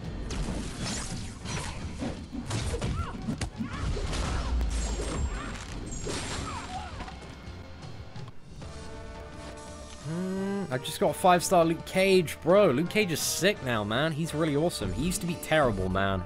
Really bad. But now he's a very, very good character. Got a ton of damage, bleed immunity, quite a bit of utility going on as well. So yeah, Luke Cage went from being a dud to pretty damn good, man. Pretty damn good. I think we'll wait for Blade for this one. If you want to be safe for Medusa, Derek, I'd probably go 4.5 million. Like, I would not grind anything under 4 million with the expectation to get Medusa.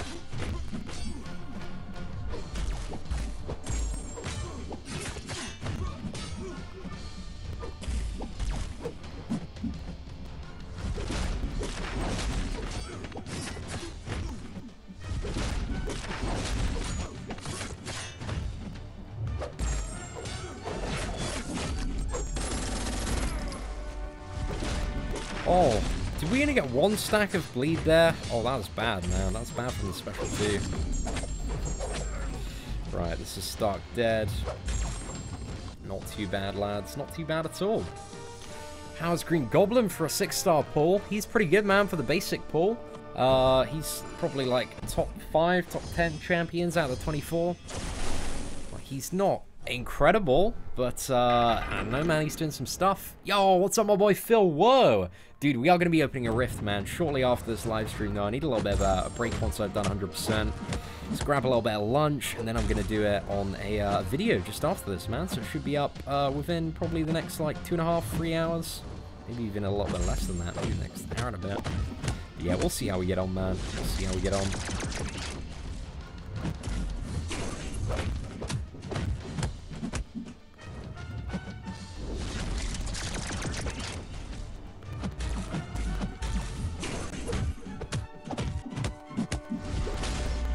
Right, special 2. Is this him down? Oh, mate, that special 2 on Stark is just so good, man. It's so good. Do I feel like this monthly event is longer? This one specifically is longer than last month because it has 6 and 7 paths in the final chapter instead of 5 and 6 that the previous one did. So yeah, I feel like this one is definitely a little bit longer, mate. A little bit longer than last month, at least.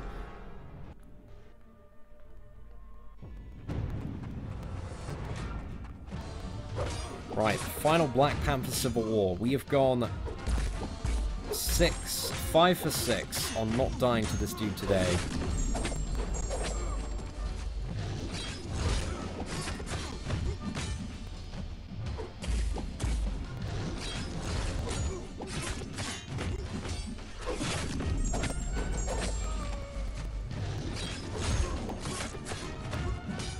The swift dashbacks, you just gotta have them, man. Leave yourself very open after the special one. Get to a good rhythm here. And he's down. Oh, that's a beautiful kill, mate. Got super good at fighting Black Panther today. I usually quite often mess up against that guy. Right, gonna pump out a full energy refill, take this Hyperion down, and we're gonna go for a final magic one-shot. I feel exhausted. I'm gonna be surprised if we can get this one-shot, man. But we've got some really good magic fighting footage against this this guillotine. So close to a couple of one-shots earlier. But I don't know, boys. Maybe this is the time we do it. Maybe we're gonna get it sorted.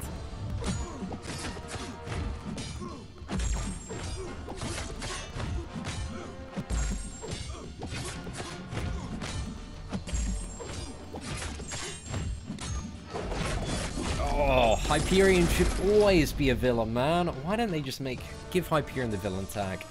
Definitely. I can appreciate that matchup. Why doesn't just every character have the villain tag, man? It make it so much easier.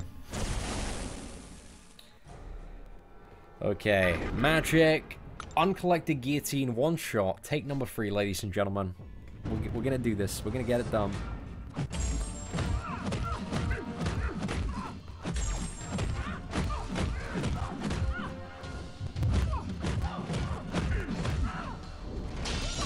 Oh, crap!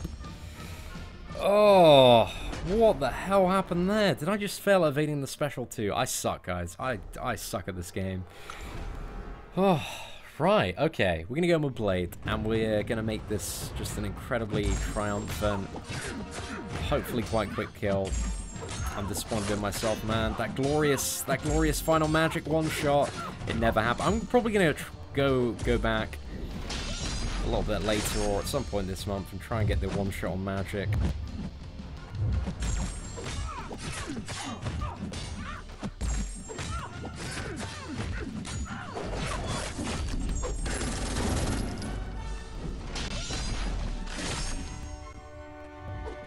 Oh no, yeah, you definitely don't want to attack into a block while she has unstoppable. Mistakes were made, lads. Yeah, it's definitely not a good idea for me to try and block anything at the moment, because I probably have no block proficiency.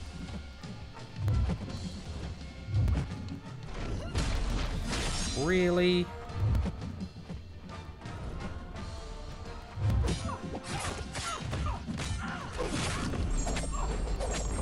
There we go.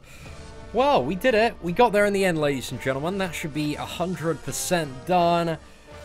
We didn't die too much. We didn't die as much as I expected on that final guillotine. Like, I was preparing to spend quite a few revives, but there we go. Ladies and gentlemen, that should be 100% this month. I feel like everything is super easy to deal with apart from that guillotine. People are definitely going to have problems if you don't have a good power control champion, Blade, or suck at intercepting. But there are quite a few solutions, so it's not that bad. I don't think it's as bad as the Modox one.